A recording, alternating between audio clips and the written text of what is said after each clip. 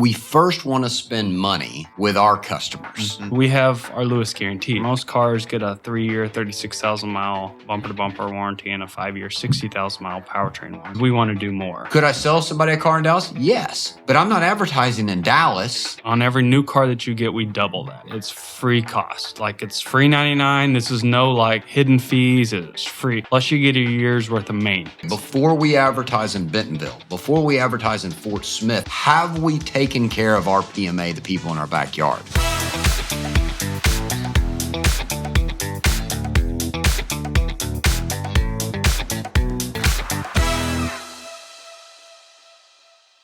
Well, good morning, Lewis brothers. Good morning.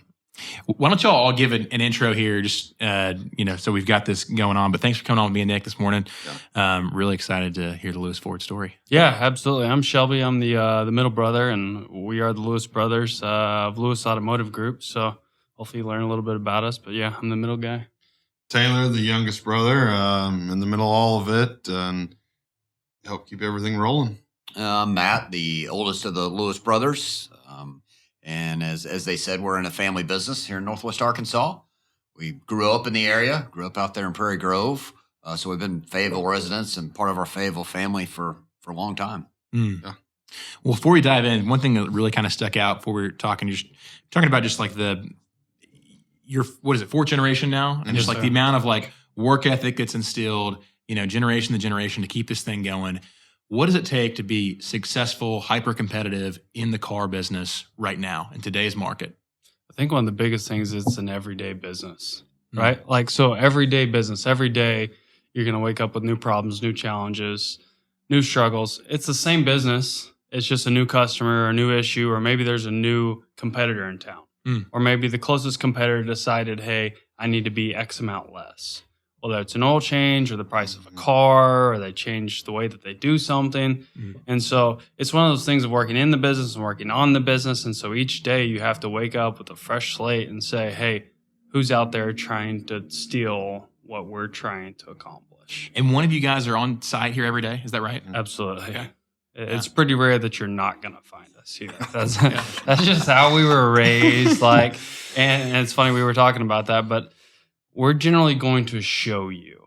Like, we're not going to tell you, and I'm talking about like us to employees. We're going to show you how and have clear expectations. And so learning to work on the business is creating plenty of procedures and processes, so it's generally not like, where's Shelby? You got to figure out how to do this. Or, hey, where's Taylor? I need to know how to do this. But yes, 100% hands-on. And that's for the employees and that's for the customers as well. So that it's different than corporate America. Not that that's bad, but that's just not us. It's who you are. Yeah. And why is that? One, it's been ingrained into us for generations, of we grew up working and we just worked. And if you study the most successful people out there, whether it's business or sports, or you can take any category. And behind all the success, and you rewind the years before the success happened, they were working. Yeah. They were putting in the work. Yeah. And I tell people this too when I speak at the university to try to give them a clear picture. You're gonna have to work. Yeah. You got to put in the work today if you want the payout tomorrow. Too many people want to not put the work out today and then moan and groan and complain that they're not getting the payout tomorrow. But they hadn't put the work in. Sure. Like, I don't care what AI tools and what technology out there, you have to put the work in.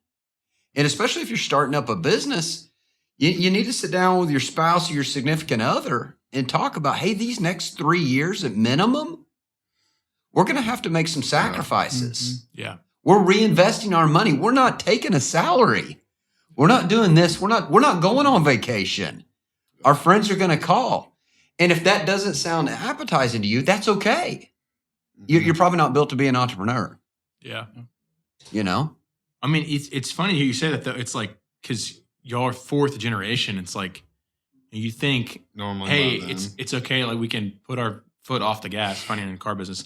But because of what, our dad did, dad did, all of that, but you don't feel like that. That probably comes from the continued process that's put into place that, and I have multiple friends, Shelby does, Matt as well, that have been in multi-generational businesses, and they forget ABC and they go straight to D whenever they come into the business.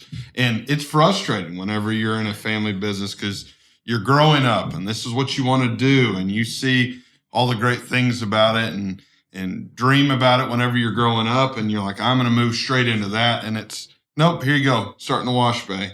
Yeah. Go ahead and start in parts. You're like, well, no, hold on, I'm family. Why am I starting here? Like, but no, that's what then makes you thankful. It helps you weather the storm of going through all that. So that's got to be what's.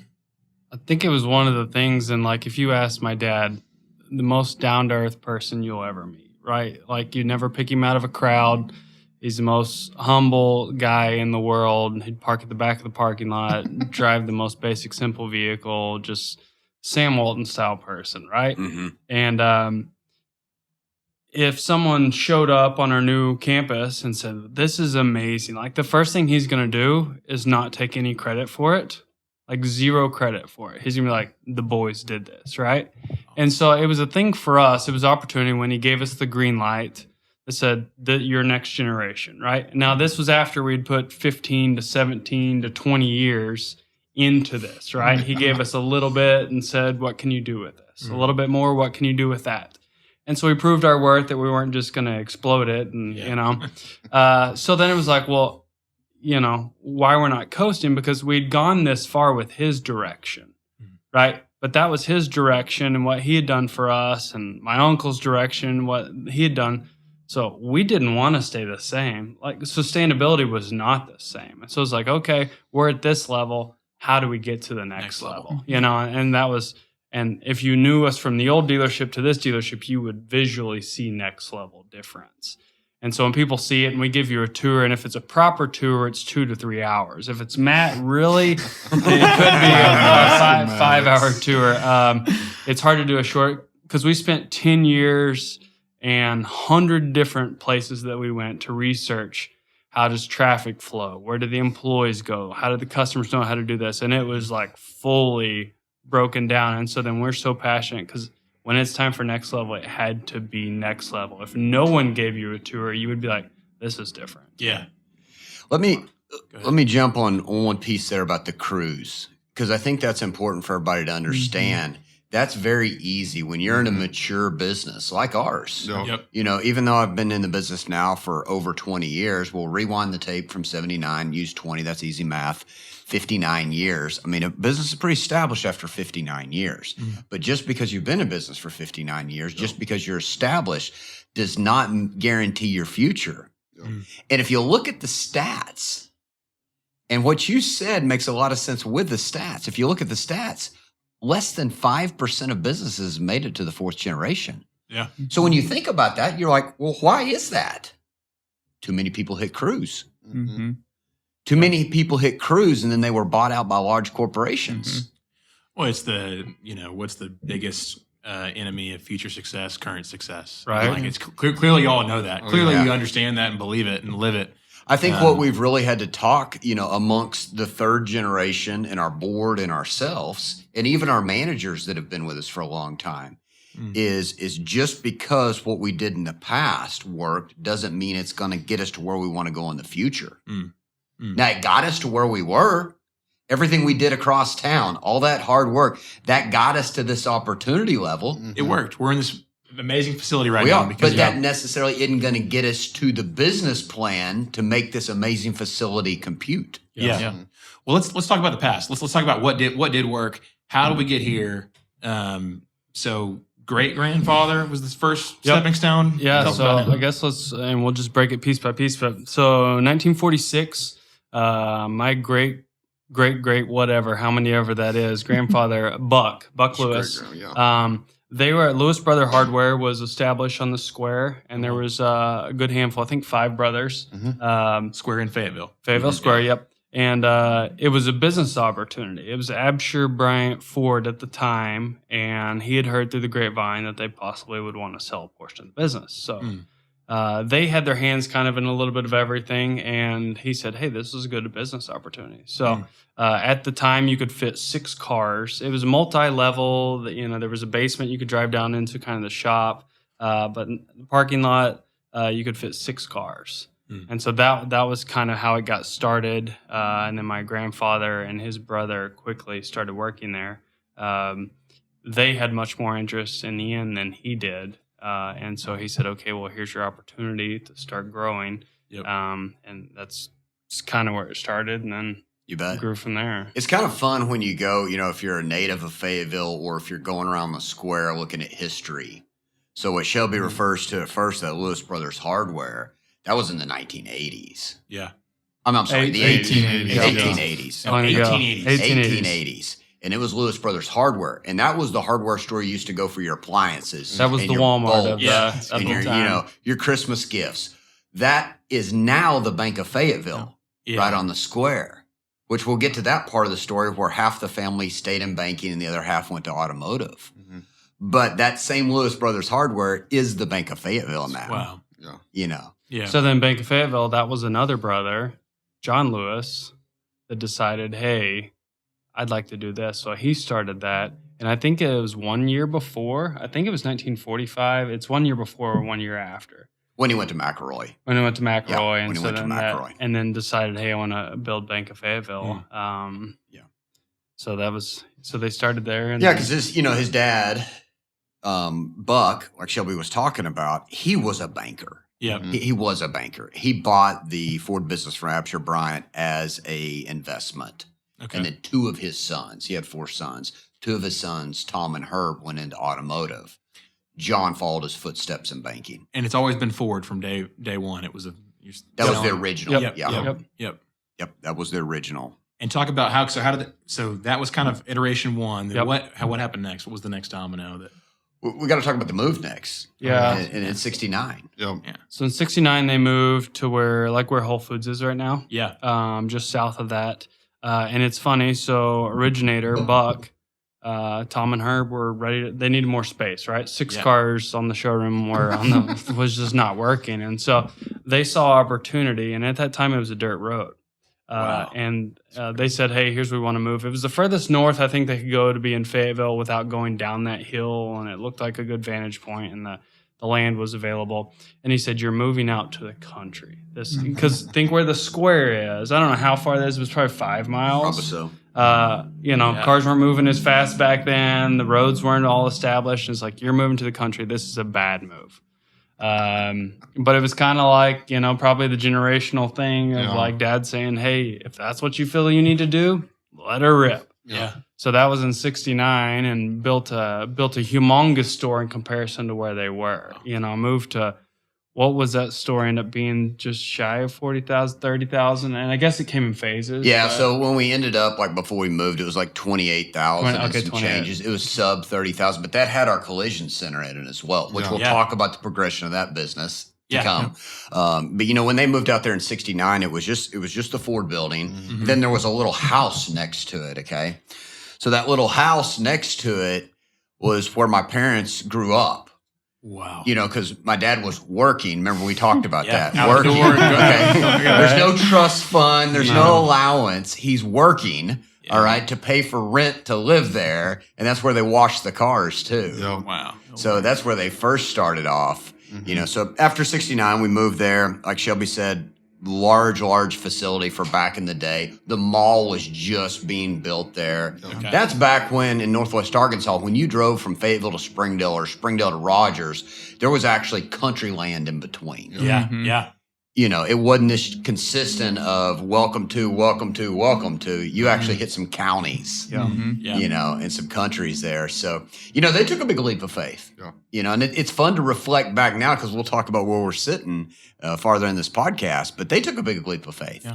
So, that was was it 60 years of that location? From there to here, that was 50 something. Yeah. 50, 52 or something like that. Yeah. Wow. Okay. Yeah, so that as we said, that building didn't know us anything, right? Yeah. You know, we kept fresh paint on it and recoated the parking lot every 5 or 6 years, you know, but it didn't know us anything, you know. So at that point in time, when they opened up the Ford in Fayetteville, Tom and Herb were the two that were running it. So they were the two brothers. Okay. So you see this theme of Lewis Brothers. And why we bring up the hardware store is because it was called Lewis Brothers Hardware. Oh, wow. Okay. You know, so back in the late 1800s, it was Lewis Brothers Hardware. And then the Lewis brothers, Tom and Herb, got into the business of automotive.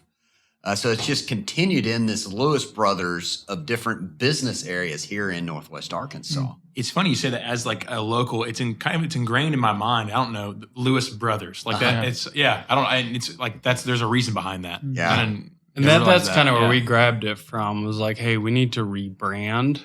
You know, without getting away from current branding, but it's like, hey, let's rebrand. Like so there's connection to all the people that don't know us, and then the people that do know us. Here's what's different, right? And so then that's where that connection from years ago came from. It was like, why not, you know, bring that back to surface and the Lewis Brothers, because that's us now, you know? So that was a cool thing to be able to do. I think in any of these ventures of business, as we keep stepping through the different years, the common theme besides the Lewis Brothers is businesses right here in Northwest Arkansas, and then reinvesting and help people grow in Northwest Arkansas. You know, my Uncle John, who then did the Bank of Fayetteville, you know, which a lot of talk's been about that lately because they're just now moving the train places. That was his idea of being different. So he found these old train cars to be different branches of the bank. Wow. Then, you know, through the building of the library and the different fire departments, and then, you know, helping with whether it be the chili pepper or McDonald doing the track. I mean, it goes on and on of how can we keep pouring into the city of Fayetteville in Northwest Arkansas. In fact, I can't remember which year it was, but John Lewis was named Mr. Fayetteville because of all the philanthropy he had done, you know, with our family growing. And that's the difference, we'll talk about it, but that's the difference of a locally owned family business.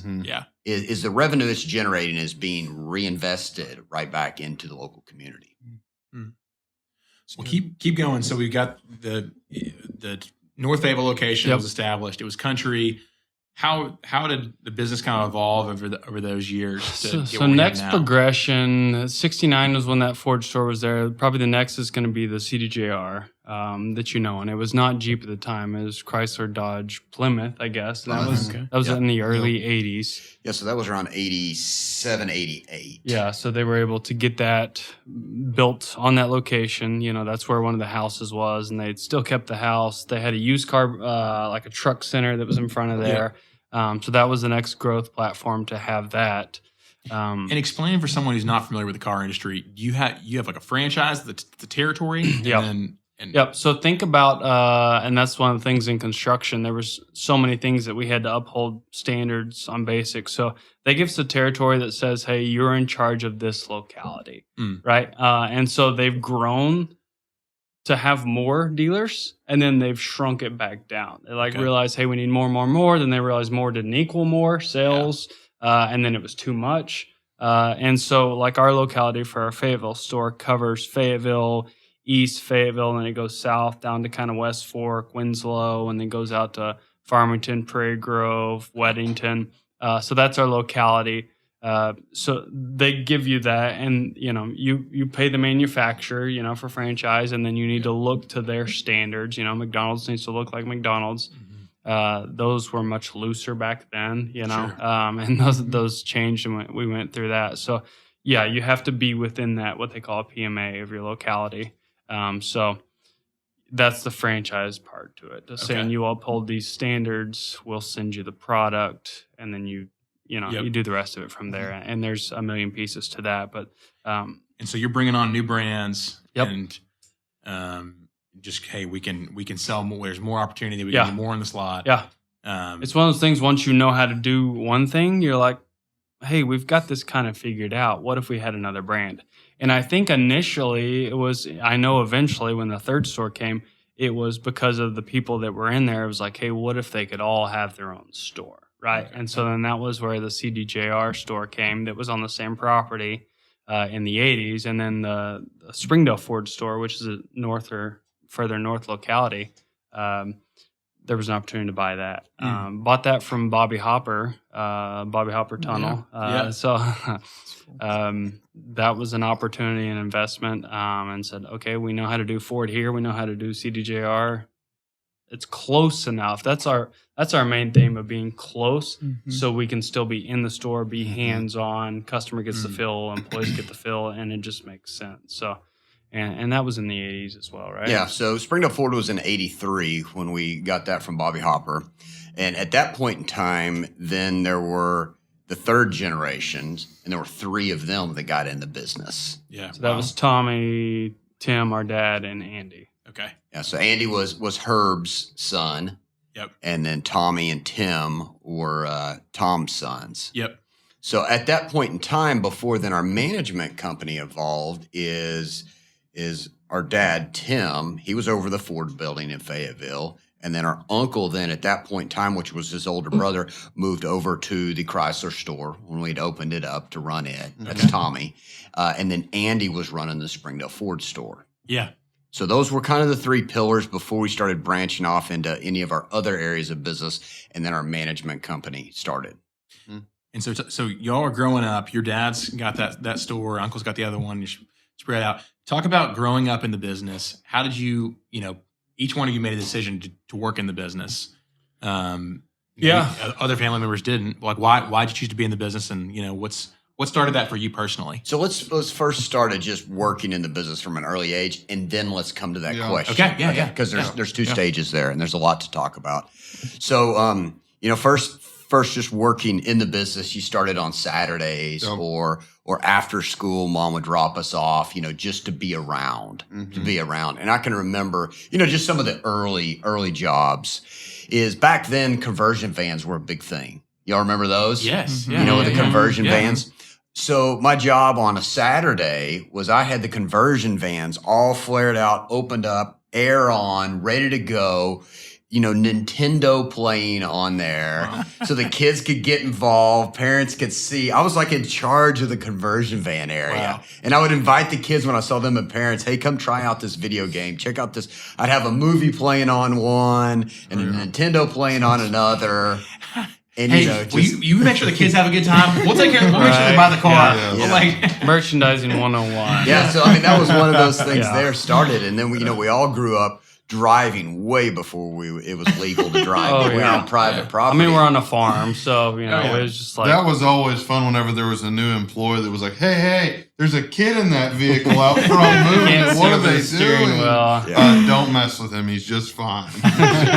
So it was that. The other job was making sure you don't even see these anymore, but making sure all the brochure racks were filled with all the different literature. You think about that stuff that just goes by the wayside. Yeah. But, we were in charge of that, putting balloons up, that the popcorn machine was ready to go, jumping back, helping the wash bay. Yeah. I don't know why. It was probably something weird, but but it wasn't like I want to play video games and sleep in and cartoons on Saturday. It was like, hey, Mom, can I please go with Dad to work? And you had to have chores or whatever else done because you knew if you got there, it was you got to wash cars, you got to move cars, you got to be a part of all the madness of everything going on. And it was ultimately that's what drove us into, hey, we want to do this. I mean, we were genuinely excited about like, hey, let's go to work. Let's go to work with Dad and figure out. He'd say, hey, go work on this. And then you would just be in your own whole little zone area, everything else. Yeah.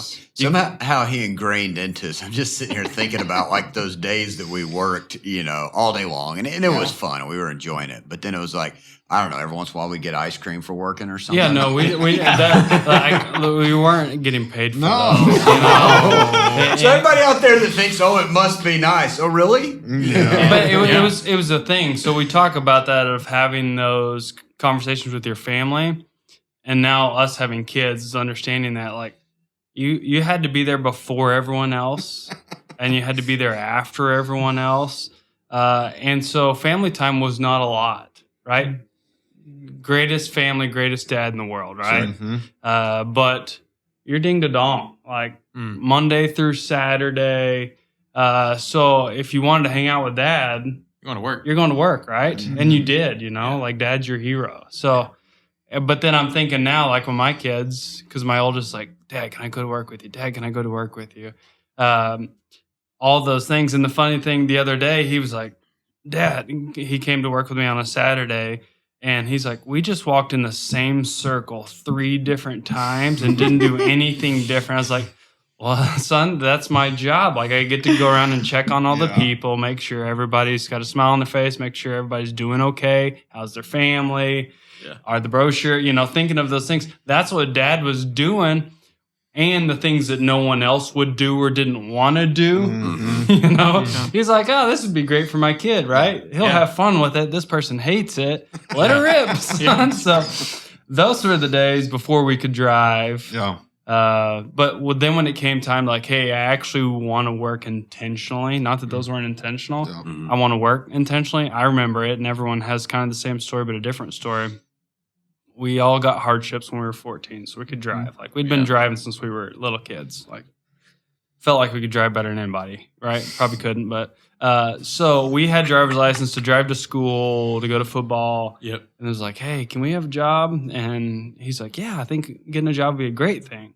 I was like, okay, where should I work? And he's like, I don't know, you just need to go apply and see. I was like, okay, who should I go see?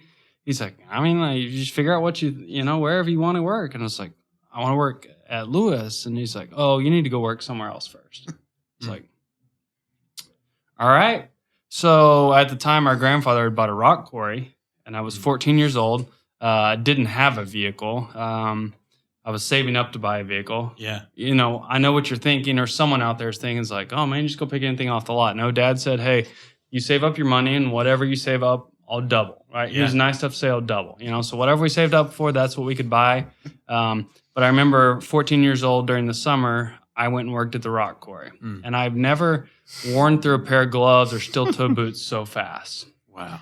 I worked there for 2 summers, and I would get up, pack my lunch, and leave the house at 4:45 to 5 a.m. on my four-wheeler and ride about 6 miles on dirt roads to get there, and then got thrown into with a bunch of grown adults out there. And it was literally with a forklift lifting the rocks out of the ground. And one year I worked in the field and stacked rocks. Here's the 2-inch rocks, here's the 3-inch rocks, here's the 4-inch rocks. And then the next year they bought this crazy machine that would cut rocks. And so they were selling cut stone. And so I worked there. And I remember falling asleep on that assembly line, like about getting my hand cut off. And they would all holler at me. And I was like, oh my gosh. And I remember first week or two, I'd go home, find an AC vent, take the register out of the AC vent, and fall asleep with my face on this thing. No way. And I was like, Dad, can I get a job at work? He's like, you're doing so good. And I was like, I know there's something else out there. This is awful. So there was. I did that for 2 summers, riding my four-wheeler. Wow. Making, not much money at all, but I was making money. I was a kid and it didn't matter. But I was like, I do not want to work with my hands. And we are hard worker. And we grew up on a farm and we had to clean the horse stalls and feed the horses before we went to school.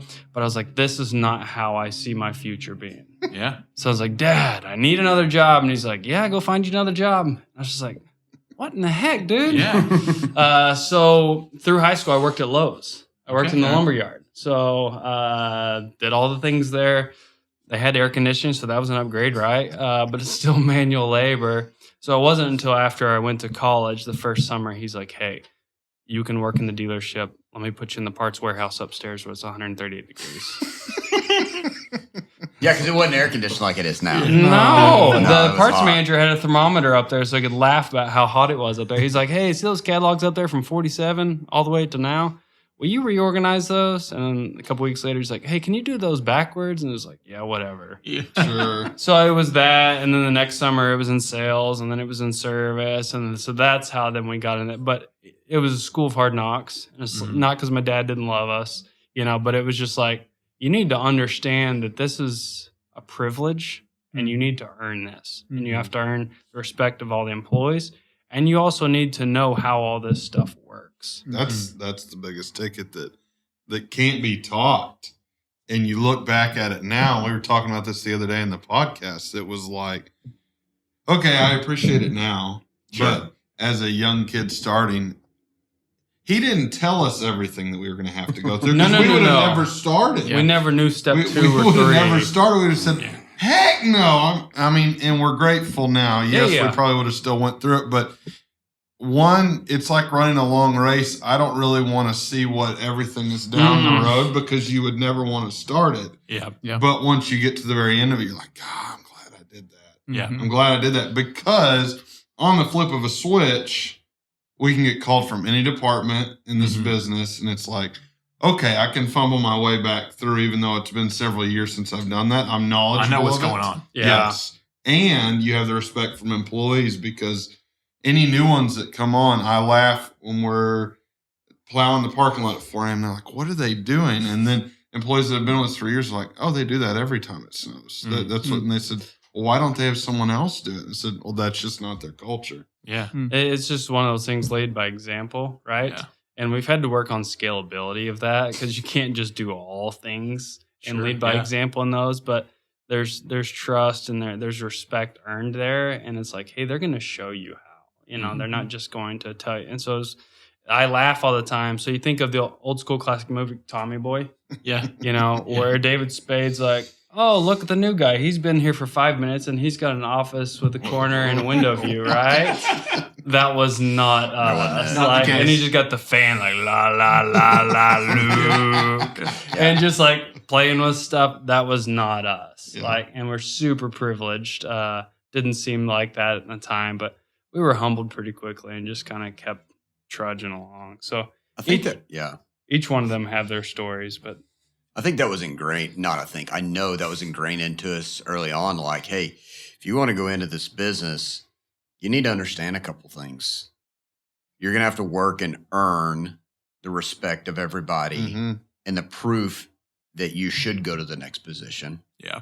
The next thing is you're going to have to work twice as hard as anybody else. And you're going to be under a microscope for everything you do. Everything. Whether you signed up for it or not, it's part of being the family. Accept it. Yeah. And we saw that during school, even growing up too. Even our close friends that knew us and knew the journey that we had gone through on cleaning the horse stalls and working summer jobs and not spending any of that money so we could afford to buy a car. They understood that. But everybody else, the faculty, the teachers, the other students are like, oh, it must be nice. Yeah. Oh, did you go pick that one up from the dealership? Yeah. Yeah.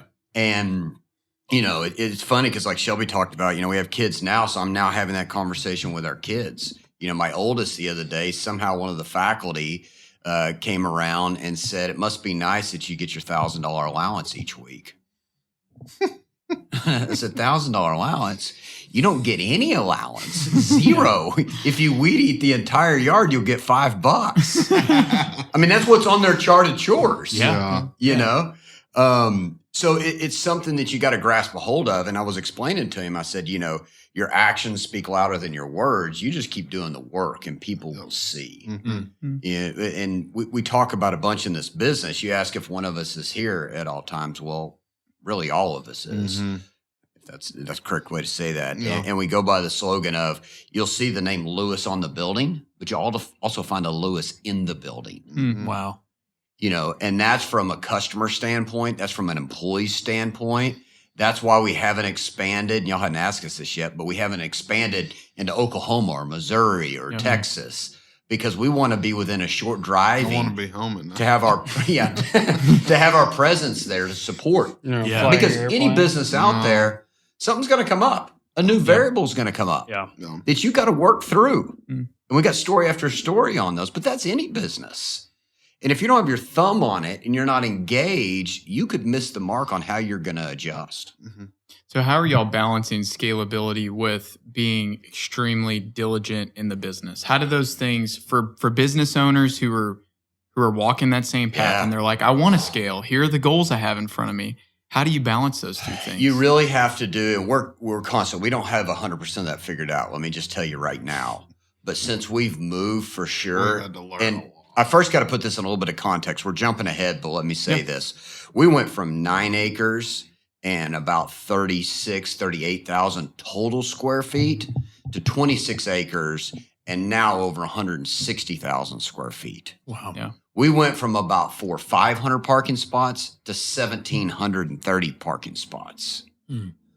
So that's exciting. Yeah. That's exciting. But with that, you're really pushing yourself out of a comfort zone. We're not on cruise control. Yeah. And we've talked about this. It's almost like we've started over. Yeah. Now, we started over at a different level Yeah. than my grandfather or great-grandfather. But it's back to, hey, we've got to analyze every part of our scalability. What are we doing? How are we turning the reins loose and letting other people and empowering them? And that's been the toughest part I know for me. Oh, yeah. And y'all have talked about it too, is just allowing somebody else to run with it. And here's the trick. They may have a different path to get there. Yep. Oh, man. And that's the frustrating part for an entrepreneur, because as soon as like you let go, but you're like sitting there hovering over it, Yeah. and they take a right turn where you would have taken a left turn, Let them learn. No. Yeah. but they're going to take another left turn where you had to take a right turn Yeah. then to get to the end goal up here. Both of you got to where they were. Both of them were ethically, morally, you did it financially the right way. It was just a different route. That's okay. And I'm telling myself that right now. And that's okay. That's a big thing in our scale, and we talk about this constantly. Is we had to transition a good amount from working in the business of touching each piece to working on the business to be able to push down to say these people that are taking the left turn instead of the right turn that still understand our core values of treating people how you want to be treated, taking care of everyone. That they might go about it a different way, but we could take a person that's going to do 70% of what you do and have 3 or 4 or 5 of those, and you just 3x or 4x what you could do, and it allows you to see a little bit further down the tracks. Yeah. And prepare for an inventory shortage or prepare for when increased cost of things come up, because you're working on that instead of Mrs. Smith who's right in front of you that wants to buy a car. And she's important. Yeah. She's so important, but if I can teach the team to handle them at the utmost level and make her feel super special and remember that she likes her air conditioning at this and make sure she likes her radio at this and make sure that we always top off her fluids and this and this and this, she feels welcome and she doesn't feel like she's been passed off of you like, I'm no longer important. Yeah. If we can do that, then that allows us to continue to sustain growth. It's good. Let's back up just a little bit before we go into the next part, because there's an important piece we need to talk about. Growing up, working, how did we get the opportunities? So we all kind of went through the entry stage of, hey, here's what you did. You were a porter, you washed cars, you restocked stuff. So now it's time to get in the real world. And my grandfather had a consulting agency that helped with successorship, and succession planning. There's, and I don't even have the accurate number now, but there's over 70 Lewises right here in Fayetteville. Wow. It's crazy. Okay, 70. There's 3 of us that work in the business. And they all had the opportunity. They all had the opportunity. So my grandfather and his brother Herb, they went through this, setting this up, going, how do we plan that we can get because they were second generation. How can the third generation be sustained? How can we get to the fourth and beyond? Well, we got to put some structure in it. Because the biggest thing that runs a family business is cruise control, like y'all talked about, but then not having a plan and people are in positions that weren't earned, and then the animosity builds up and it just starts crumbling. So the plan, and I'll just give you the gist overview, is you had to go work for somebody else, for at least a year, and then you had to come back and you went through about a 2-ish year process where you worked in every single department in the dealership. That's accounting, that's body shop, that's parts, that's service, that's washing cars, that's finance, that's selling, that's all of it. After the 2 years, you're evaluated to figure out your strengths and your weaknesses. Bye. It depends upon different time, but it was at that point in time, we had a non-family member who was a board member as well, and they did the evaluation. Cool. As where it comes. So it was a non-family member going over that. And then those department managers too. So then you figured out, like, where do you contribute the most to the business? So then we could figure out there. And the 3 of us are brothers and we get along great, but we all have different strengths and weaknesses. And the quicker you identify that, the better you can collaborate together to be able to move the business forward. So after that 2 years, then you're evaluated, and then you're placed in different positions if it's a good fit. We've had plenty of family members that have gone through the 2-year process, like, hey, this just isn't for me. All right. Yeah. And that's fine, because what that equals is we still meet together once a month for birthdays with our family. Well, it's Mother's Day, it's Easter, it's Christmas, it's Thanksgiving, it's all the holidays, and we still get along. We've got a lot of friends that are in the business that have another sibling or an uncle or an aunt that are on the payroll, or they're in a position, and they're like, just leave them in their office, write them their check. And they're really frustrated with them because they're not helping generate any revenue. Yeah. That's why businesses don't make it to the 4th generation. Sure. And so all of y'all went through that. All three of you guys. Yeah. In different stages. We're all 5 years apart. And so which was good, right? That we were all able to phase through at different levels. But that was, and I'm glad Matt hit that. That's such a big thing. So there's not, especially on our end, but I feel, they know what they know, but that there's not animosity of like, well, they took that from us. That was our opportunity, because it was their opportunity as well. And it's funny, my oldest son, who's 11, I don't know how he came up with this, because I don't go home and talk shop of like what's going on or the current struggles or the hurdles or how expensive something is. But he was asking, he's super curious, and he'll ask about anything. And he was asking me, and I don't know how he set it up, but he was like, said something about being part of the dealership, which I love that they want to be part of it. Right now they're young, so they still have figuring out and growing to do, and I hope they want to be part of it. But he said something about like getting the dealership, and I was like, well, you have to buy it. And he's like, well, what do you mean? And I said, well, we have to buy that from Dad and Uncle Tommy. He's like, oh, you do? And I said, well, yeah, they've worked all these years and built this business. And he said, yeah, I guess I just, I thought you grew into it, and then it was, it was something that you took over. And I said, well, you take over responsibility, you take over all the things, and you help grow that. I said, but they need to be rewarded for that and paid for it. He's like, never really thought about that. That's really good. I was like, so it's very, very expensive. And he was like, yeah, I can imagine. I said, you can only imagine. Well, it's funny you say that, because our uncle, who's my dad's older brother, he tells a story all the time how his grandfather, Buck, who was the founder, loaned him the money at first to be able to buy in. And he's like, every Friday he was sitting in my office ready for me to write the check back to him. He knew time, he was getting paid. Come on. And he goes, he would bust me up. And he said there was no missing. He was the first one to be paid. That's funny. Wow. That's But I thought that was so funny from innocent eyes. But you also, Oliver, my oldest, is probably the closest to understanding. Everyone else out there is like, must be nice, right? And Henny's like, so you don't just like move into this? Like, no. It's like you have to earn it, and then you have to be in it, and then you have to buy it. And it's like everyone else is just like, it must be so good. They must be just like, if you only knew. We are so blessed. And, if my dad says that once, he says it a million times, because he is, we are. Yeah. Right? But it's just like, oh, yes. Back to my place. Like, so blessed. But so blessed to have the opportunity to work in the business, to be able to buy the business, to continue on the business. Yes. But there's not days sometimes where you're just whacking your head up against the wall, like, what am I doing? This is like Mount Everest looks small compared to this. It's just like, but we love a challenge, and we love the business, and we have the best crew in the world. Wouldn't trade them for anybody, and I put them up against anybody. And so that's what makes it worthwhile. That's awesome.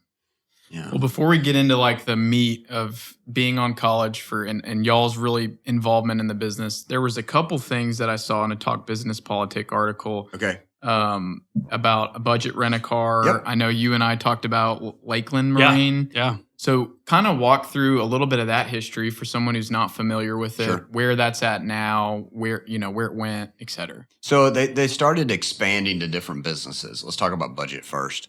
So, then in the 80s, late 80s, they started working on rental cars, on budget rental cars. And we kind of had that internally at first. Then that grew to The location had been in Fayetteville. It went up to Springdale because then there was an open location next to our Springdale Ford store that we had budget there. Then we opened up at the airport as well as the airport started to expand. Drake Field. At Drake Field, Drake Field. Wow. Yeah, before we went to XNA.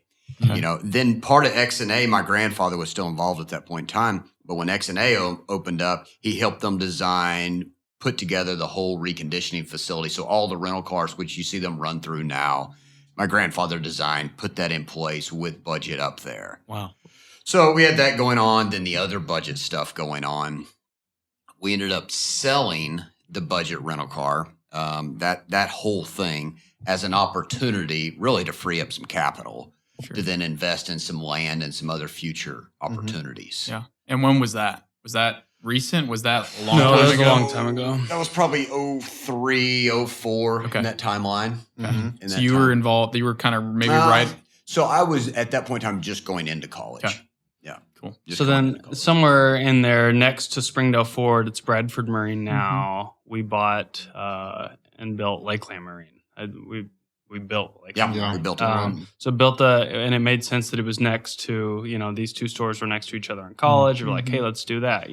Once again, we know sales, we know transportation. Here's another outfit that we can handle. So sold Bayliner and Tracker and a couple other brands along the way.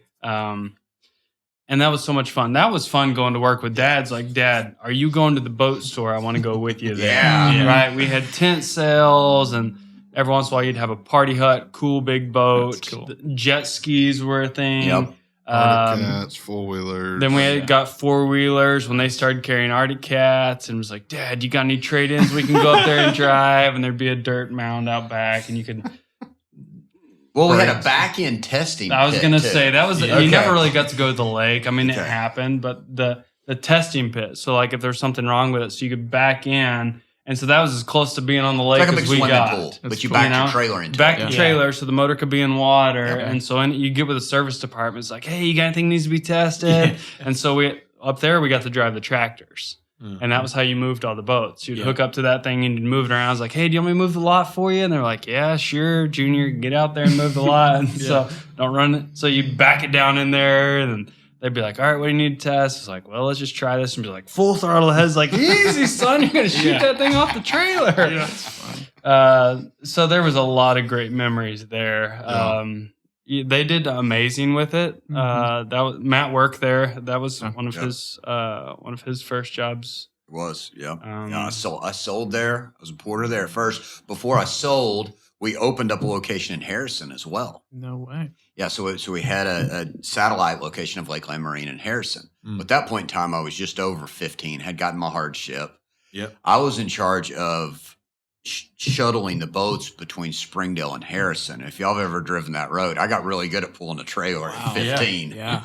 Because I was shuttling boats back and forth on Harrison. Road. Here, kid. Before phones. Before MapQuest or anything. Any of but- that. That's unreal. So that was back and forth from there, as I was doing it during summer jobs and stuff like that. And then I started selling boats. I took a year off before I went to college, and I was selling boats up there, again, to just, I didn't even know, but it was just developing each of these skill sets that our dad wasn't telling us, kind of like Taylor said, it was a long race. And he wasn't saying, hey, there's 32 more miles till the goal line. He was like, this is what I need you to work on right now. Yeah. And it was just to the next aid station.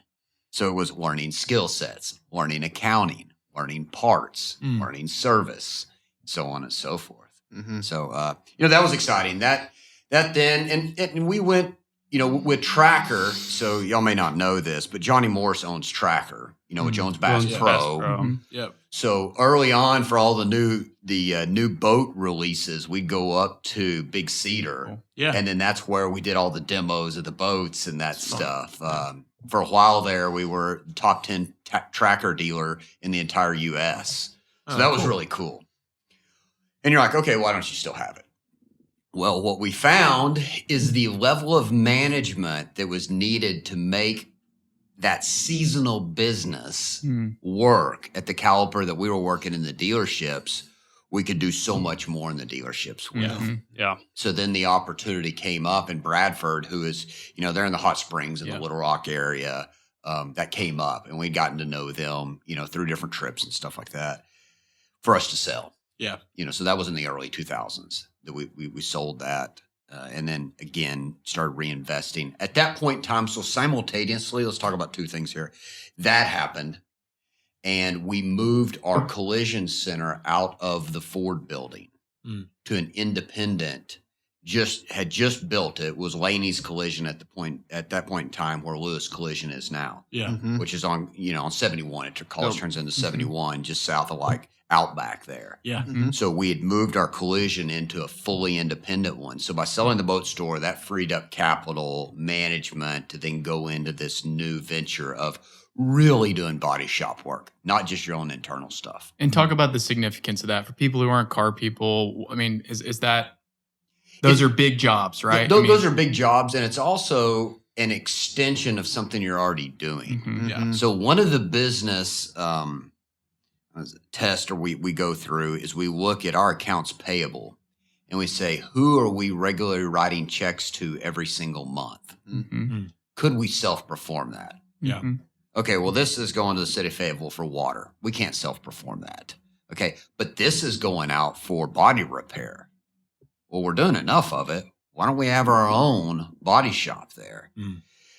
So that's how that expanded out. And then we ended up being what they call DP, a direct provider for almost all the major insurance places. And I mean, that's a 22,000 square foot place that just stays jam up. And with the area growing. As I was about to say, with the area growing, they're just happening more. It's just going to happen more. And I'm glad you identified that, because on the campus we're on, we're building another collision facility. And at first it was just like, hey, are we going to move the other one here? And when we started looking at the data, and they're like, okay, I think financially we can do this, plus the growth in the data supports that. It just made more sense for what we were already doing. It was a natural progression, basically an extension of automotive retail sales, of servicing it, but then repairing it. That's great. And then y'all do you have a location in Farmington? We do. So we got a pre-owned location. What year was that we moved up? That was in the 90s. In the 90s. It's just used cars, and it works off of our CDJR store. Not that makes any difference, but that's where the trade-ins come from. A lot of the vehicles come from. So it's just sales out there. We've got a great crew, and that Farmington market is continually growing and growing and growing. So they do a ton of business, but was just an opportunity to still have that Lewis feel, but to be in that local community. So that's been a great business. It's good. So why don't y'all share a little bit more about the car industry? I mean, I know Cameron and y'all touched on it at the beginning, but what does it take to be successful in the car industry? And I know you've talked about your values and what sets Lewis apart, but it's a very competitive industry. It is. Prices are competitive. Yeah. There's more online stuff now than ever. People can trade in their cars from their phone. Yeah. Just kind of talk about how the industry's changed and how y'all are staying competitive. So I guess let me set this just so if you didn't know this, being a franchise, so if you're a new car franchise, whether it's Ford or Infiniti or Nissan or whatever it is, everyone pays the same amount for a vehicle. By that, I mean dealership from manufacturer. Yep. Manufacturer builds the vehicle, they drop it off on your lot, you owe them the money for that. As soon as they drop it off. Yeah. Well, actually, when it ships from the When factory, it ships, they take it out of your and everyone account. does it a little bit differently, but they take it out of your account. So sometimes people say, and you say very competitive it is, I'm going to go to Dallas and get a better deal. Well, they paid the same amount for that truck, and you're going to have to take your time. Now, if our market is competitive, Dallas's is really competitive, and Northwest Arkansas has become hyper competitive. We're in this bubble. And so sometimes I'll shop. We do that all the time. I look in Oklahoma and Missouri, if a customer was to travel 300 miles, what does that look like for them? Because in the digital age, it's nothing to just scroll a little bit further and see what does that look like. Olden days, the way you shopped was in a car, dealership to dealership. And then it was newspaper, so you got a little bit bigger. And then it was TV, and now it's at your fingertips. So the automotive industry always has and always will have a very low margin percentage. So if you were saying, hey, should I get in the automotive business? I don't know. You're going to really need to want it. And there needs to be, the rental car thing, the collision thing, all those where say, hey, can that help us in months where the profit and loss is red, right? Mm-hmm. So we're in the loss, so the sustainability of a long time, we did have to sell this to be able to make payroll for this. Yeah. Right. Yeah. And there was more of those years than the other years, right? And it was just a long-term sustainability and people propping him up, him propping me up of saying, it's all right.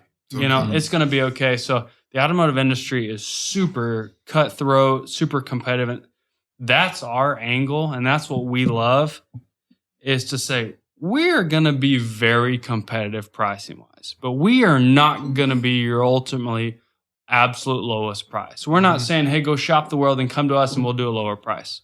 We have more value in ourselves and our employees than that, right? Yeah. Like, we know that if you get here and allow us to experience, and I'm not just putting on a wig and a mask when you show up to make it different. It's real deal every day that you're going to be like, this is different. And I'll say this probably every other week in my sales training.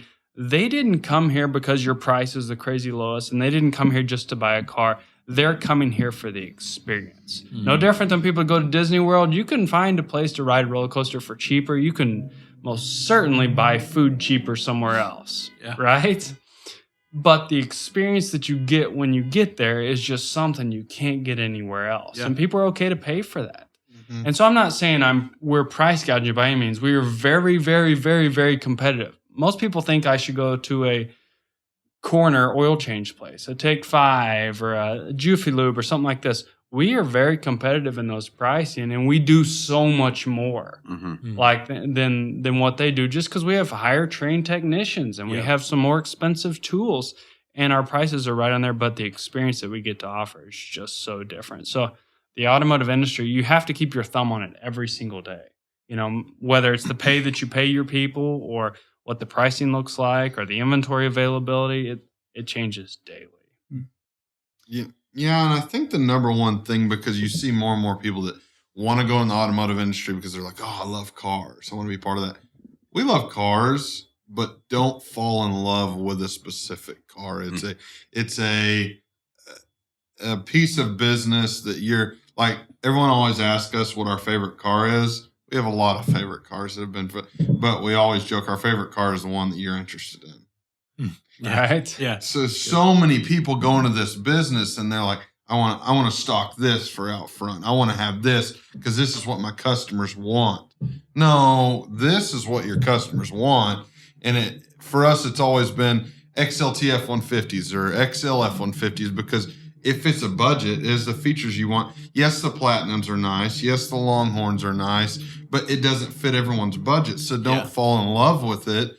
Don't drive that all the time. Don't just be fixated on that because it's what's going to make you successful. Yeah. I think, to go off of what both of them said, and I'll just put this in context because I heard this once and it really resonated with me. If you're a customer, you want to purchase something at a great value. You worked hard for your money. So you want a great deal on it. However, if you really peel the layers back, you want the company to make at least some money. Here's why. If they don't make any money, how are they going to be open in 6 months or 3 years when you come back and you need service? If they don't make any money, how are they going to send their technicians to be better at repairing your vehicle? How are they going to invest in this and that? If they're not making any money, how are they going to sponsor your kid's T-ball team? How are they going to help the nonprofits? So when you really start thinking at the core, and they talk about hey, if you've got your friend over here, quit beating them up in price. Don't you want them to be successful? So yes, we should give people a good deal, a great value, but we are a for-profit business. And that should mean something to you as a customer because we're making sure that we're sustained and we're here in the future. That's why you're doing business with a dealer. Let's be honest. Because you want somebody that's gone through the checks and balances to make sure the car's ready to go, that's trained, that can walk you through the process, but also that's there when you need something in the future. I know you said that like car industry-wide, low margin on the sales side is so service and then collision. Is there what's the highest industry-wide? Like what is that? So service and parts have much more profit opportunity than sales does. But also with that, our largest expense to date, not even, I mean, you look at this building, that's a very large expense. Our largest reoccurring expenses are people. Mm-hmm. So parts and service, our service departments have so many people. Sure. And we want the best people, and we continually train them. The other day we looked at, it was an average of like $100,000 is what we were spending on training technicians. Yeah, we had a guy that we had trained, had him going down the whole process, and he ended up not being what we needed him to be. And they had spent over $120,000 getting him to that point, and he ended up not being what we needed him to be. So there's a higher profit margin there. So if you just looked at a certain portion of the financial statement, you'd be like, hey, that looks good. Yeah. That's. But then if you roll all the expenses in, you're like, whew, wasn't as good as what I thought it would be, right? And so to be successful in this industry, you have to be so good and so lucrative in all those areas, and then have to be so your thumb on expenses. You need to, I'm a super saver. Like, how can I figure out how to do it less? And so then they encourage me. It's like, Shelby, that's something worth spending money. I'm like, but I can do it like this. Right? Yeah. So it's like, hey, we need to spend this money in advertising. Like, hey, we should spend this for a mailer. Like, how much is that? Oh, that's going to be $25,000. I'm like, ain't no way. Right? Like, it's so hard to make $25,000 selling new cars. I'm like, no way. And it's like, no, it's for opportunity. And so it's one of those things, and you have to you have to measure it. Like, okay, I'll spend $25,000 with you for this marketing piece or whatever it is, but I want KPIs and I want measurements because I need to be able to pull the cord quickly if that didn't work. Yep. So let's talk about a couple of those, because I think your industry, the industry that y'all are in, is there's two things. It's very capital intensive. Yeah. And then the second piece is it's very marketing heavy. I mean, every car dealership is doing a lot, spending a lot. I don't know your number, but I'm sure it's very high. It's a lot. So those are two of the KPIs that y'all are looking at day in and day out for people who are, maybe they're new business owners and they're thinking about, man, this $1,000 a month on marketing. What would you tell them? What are the things they need to be looking at? What are the things they need to be evaluating? And how do you guys think about marketing? So you have a unique perspective. Marketing's a long-term play. Well, marketing's a long-term play. I'm going to go back to where you're asking about the KPIs first, and the word cash flow comes up. And these guys know how intense I'll get about cash flow, so I'll let y'all do that direction there. But I at least need to set up like what we're talking about here, because what's even more important to entrepreneurs is understanding cash flow. Don't tell me how much profit you made today. Tell me about your cash flow, because cash flow is what will keep you alive. Yeah. Okay. In our business, like they said, when we get a vehicle from the manufacturer, it comes out of our account like that. There's 0 returns. We can't return it. It's done. If the engine blows up, we can't return it. It's ours. We're one of the only businesses that takes trade-ins. Think about that. Go try to trade your bike in. Try to trade your house in on another house. Try to trade your old computer in on a new one. We're one of the only businesses that takes trade-ins. Now, done right, it's another business opportunity. Done wrong, it'll eat your lunch. So when you trade your vehicle to me, I've paid for the new one. Okay, we all love rebates. They came out in 1979. Okay, it's packed in there to make everybody feel good. The automotive business is one of the only businesses that gives you instant rebates. You buy tires, you buy a computer, you buy anything else. It's a mail-in rebate that's 4 to 6 weeks for you to get. People don't get this. Just like I see in y'all's eyes, you're like, oh, I didn't even think about that. Yeah. Our average rebate is $5,000 to $6,000. We take that off the finance contract. We have to then submit to wait the 4 to 6 weeks to be reimbursed by the manufacturer. Man. So if we sell 10 cars, let's do easy math there. 10 cars at $5,000, that's $50,000 that we're floating the bill for. Okay. 6 weeks. That's that part. Yeah. You traded a vehicle in. Guess what I told you during the process? We will pay off the loan on your vehicle. And in good trust, you owed $30,000 on your car. I write a check tomorrow for the $30,000 in payoff. And you haven't sold that car yet. We're now $35,000 into that. Okay. The new car that was $70,000 was on our floor plan. Soon as I report it to the manufacturer, they pull $70,000 out of our account. They don't have to ask us anything else. It comes out of there. It's in the dealer agreement. So now we're at $105,000 in cash. Okay?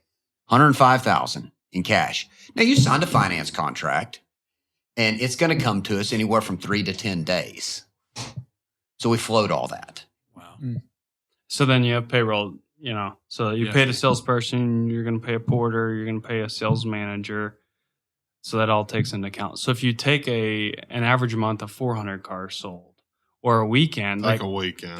Take a weekend. So on a weekend, let's say on average of 45 to 50 cars. So as his example of $130,000 times 45 cars, cash management has never been more important Because it's 4 to 5 million like that. When you think, so any profitability that we have in our business stays in accounts to pay for weekend business.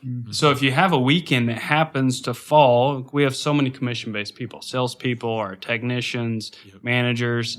So twice a month they'll get, or some of them once a month, some of them twice a month, they'll get their larger part of their check. So if you have a payroll hit, then after a weekend, you can eat up $10 million that was in your bank looking good. Like that. That was just gone. And so then you also have, if a car comes in and they say your Tahoe needs a new transmission, right? That's a $8,000 to $10,000 job, but it didn't cost you anything, right? Yeah. Guess what? I had to pay the technician, I had to pay the manager, and I'm waiting for payment back. So I'm $8,000 in the hole. Well, when you do 2,000, combine them all, when you do 4,500 ROs a month, you have this warranty receivable from the manufacturer that once again is 3 to 8 weeks in payment. And when it comes in, it's great. Yeah. But you gotta it's just a trickle. So we go over a cash report each week, and it is millions upon millions that, and you think about that, and I'll just give you a number, an average number. So on that $130,000 on that $70,000 car, the average PVR is going to be $1,600. It's crazy. So to tie it, if I said, hey, I want to borrow $130,000, I'll pay it back to you, and let's just average all the numbers. I'll pay it back to you in 2 weeks. I'm gonna give you $1,600 boot. Is that a deal you'd be super interested in? Probably not. Right? You gotta do a lot of them. Then even better, you say, hey, I need to borrow 5 to 10 million at a 1 to 2% profit return. Yeah. And I don't know if all these regulations are going to line up. I don't know if you actually get your military discount. I don't know if actually we did this properly.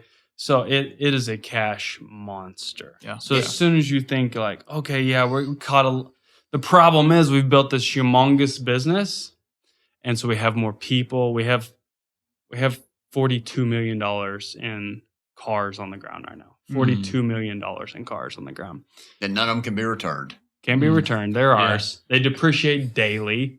They're really nice, so come by and see us and buy them. But they are really nice. Every day, the manufacturer makes. I think they make a new car every 2 minutes or something. But you got to feel like 17 million new cars are sold every year, and that doesn't count fleet or government stuff like those purchases. So each day, those are depreciating. So we got to sell those as quickly as possible. So it's one of those things like you better. So the bigger we've built it, the more cash it eats. Like, hey, we did a little bit better this month. Like, well, but did you trend higher than your expenses? Like, well, now that you say it that way, no, we got more work to do. You know what? You're not going home. And I think the reason I wanted to pause and give everybody an under the hood look is when we talk to other business owners, doctors' offices can relate a whole lot to that because they're claiming insurance all the time with patients, but they paid the doctors and they paid the nurses. So, we have departments that are very similar like that are chasing cash flow. Yeah. They're chasing claims. Yeah. And the more mature and the longer we've been in this business, we've really seen that business is business is business. It's people and processes. Just change the product. Yep. That's allowed us to learn from some outside businesses where we only studied automotive for the longest time. And it's like, hang on, there's a really good construction company over there that can teach us something. There's a really good manufacturing company over here that can teach us something that we've been able to learn. So, I know we kind of went off track there, but our KPI there is what does the cash flow look like? And have we communicated that to everybody that's helping us with it? Because if employees don't know, they see the same thing. They pull into this nice facility. Everything must be good. If they pay in 2 or 3 more days, no big deal. I don't have to work that report today. Meanwhile, we're pulling our hair out, pacing up and down the hallway. It's funny. It's one of those things you said, and I've seen it before because I've researched it. But Talk Business, I think the most recent articles are early 2000s. And I was talking to my dad because I was looking at research because we were working on stuff for the new building. And I was like, "Hey, do you remember these articles?" He's like, "Yeah." He's like, "I'm not a fan." My dad's not politics, simple, basic, greatest guy in the world, and.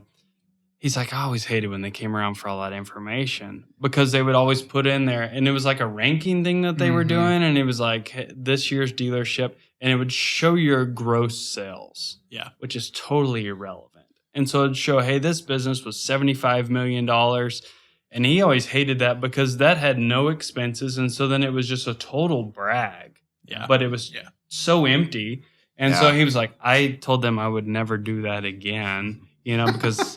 Every person in the world was like, "Oh, you're making so much money." Meanwhile, he's like, "Let me show you how much we're not making, right?" Yeah. And so he was like, "No, I'm not doing that because it was not a correct picture, we're not a public company, and we'll tell you. We just told you a whole lot of stuff, right? And we would tell you anything, right? But it's not one of those things that we have to put all those out there because it would blow your mind, and you probably wouldn't want to be in it. Yeah, All right, so all that was to set the next part up. Yeah. Okay, just so everybody had an understanding about get you going. We're highly competitive, very mature, very transparent business. I'd put it up against any business in the U.S., not just ours, but the automotive business. That you can go online, you can look up costs, you got to float the cash flow. We take in used inventory, we do all these things. So, holy cow, Matt. Well, then how do you make that work? Well, that's the challenge we really like. And the adaptability and the adjustments within our business. You talked about the collision. Well, okay, that's a stream of revenue. And you get, and you guys have studied it, but you get the most successful businesses out there. They don't have 1 or 2 streams of revenue. They got a minimum of 5. A lot of them have 7 and 8. So when we looked within our business, without trying to get out of our area of expertise, what other streams of income could we have so we can ride through the dips? Manufacturer shuts off, basically producing vehicles like COVID. We're not laying off any employees. We're proud to say we didn't furlough or put 1 employee on the street. In fact, we added employees. All right. And guaranteed them their pay for the previous year. Yeah. We didn't cut their pay. We guaranteed them their pay because 80+% of our workforce is on commission. We guaranteed their pay from the year before. Because we had a gut feeling of this is just a storm. We spent $100,000 training this technician. You know what I mean? We've got a salesperson that's built a customer database to sell 20+ cars a month. We need to retain these employees. And I can remember sitting in front of the board going, hey, this is a wild idea. But I think it's going to pay out because we'll come out of the storm. We might even pick up some more great employees from other companies to be ready to rock and roll. So let's take COVID. That happened. Well, then how do we adjust to stay afloat? We got to lean on parts. We got to lean on service. We got to lean on used cars. We got to lean on repair.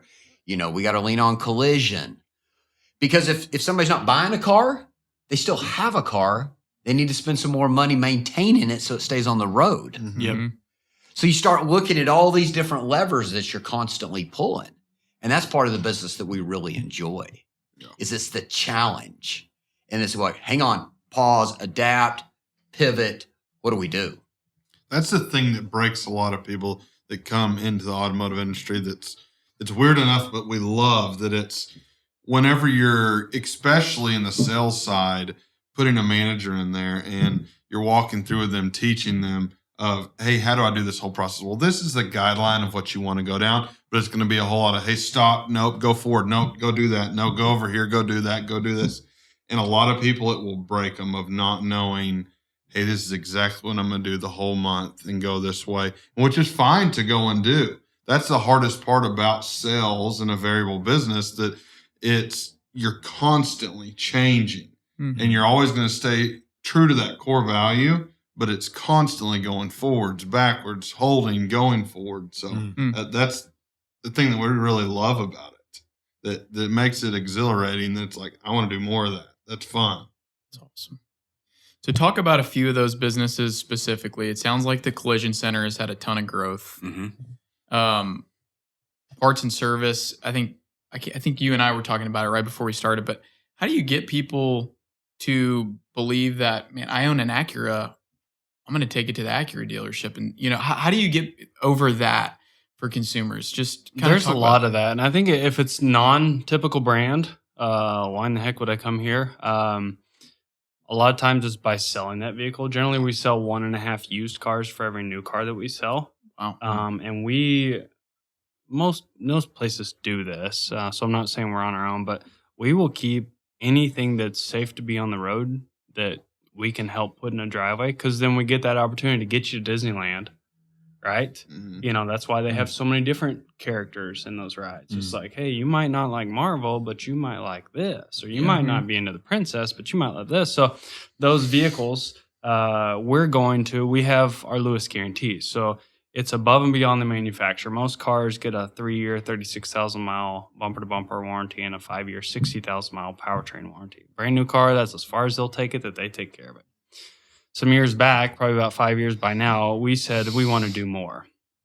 We spent a lot of time, and I won't fully break it down, but so on every new car that you get, we double that. You get a 10-year, 120,000-mile powertrain warranty. Wow. Out of your pocket. Out of our pocket, it's free cost. Like, it's free $99. This is no, hidden fees. It's free. Plus, you get a year's worth of maintenance. That's the most important thing. And so you get a year of tire protection, key fob replacement. Those are all that cost us, right? We have to prepay for all of that, but that was money invested. You say, how do I spend money on marketing? That's a really good thing that we said, if I can get them to show back up to the dealership one time after they purchase it, they're 80% more likely to continue to keep coming back. Maybe they didn't get the full Disneyland experience, the Disney World experience that they were looking for because they'd gone to 5 other stores and they were tired and worn out when they got here.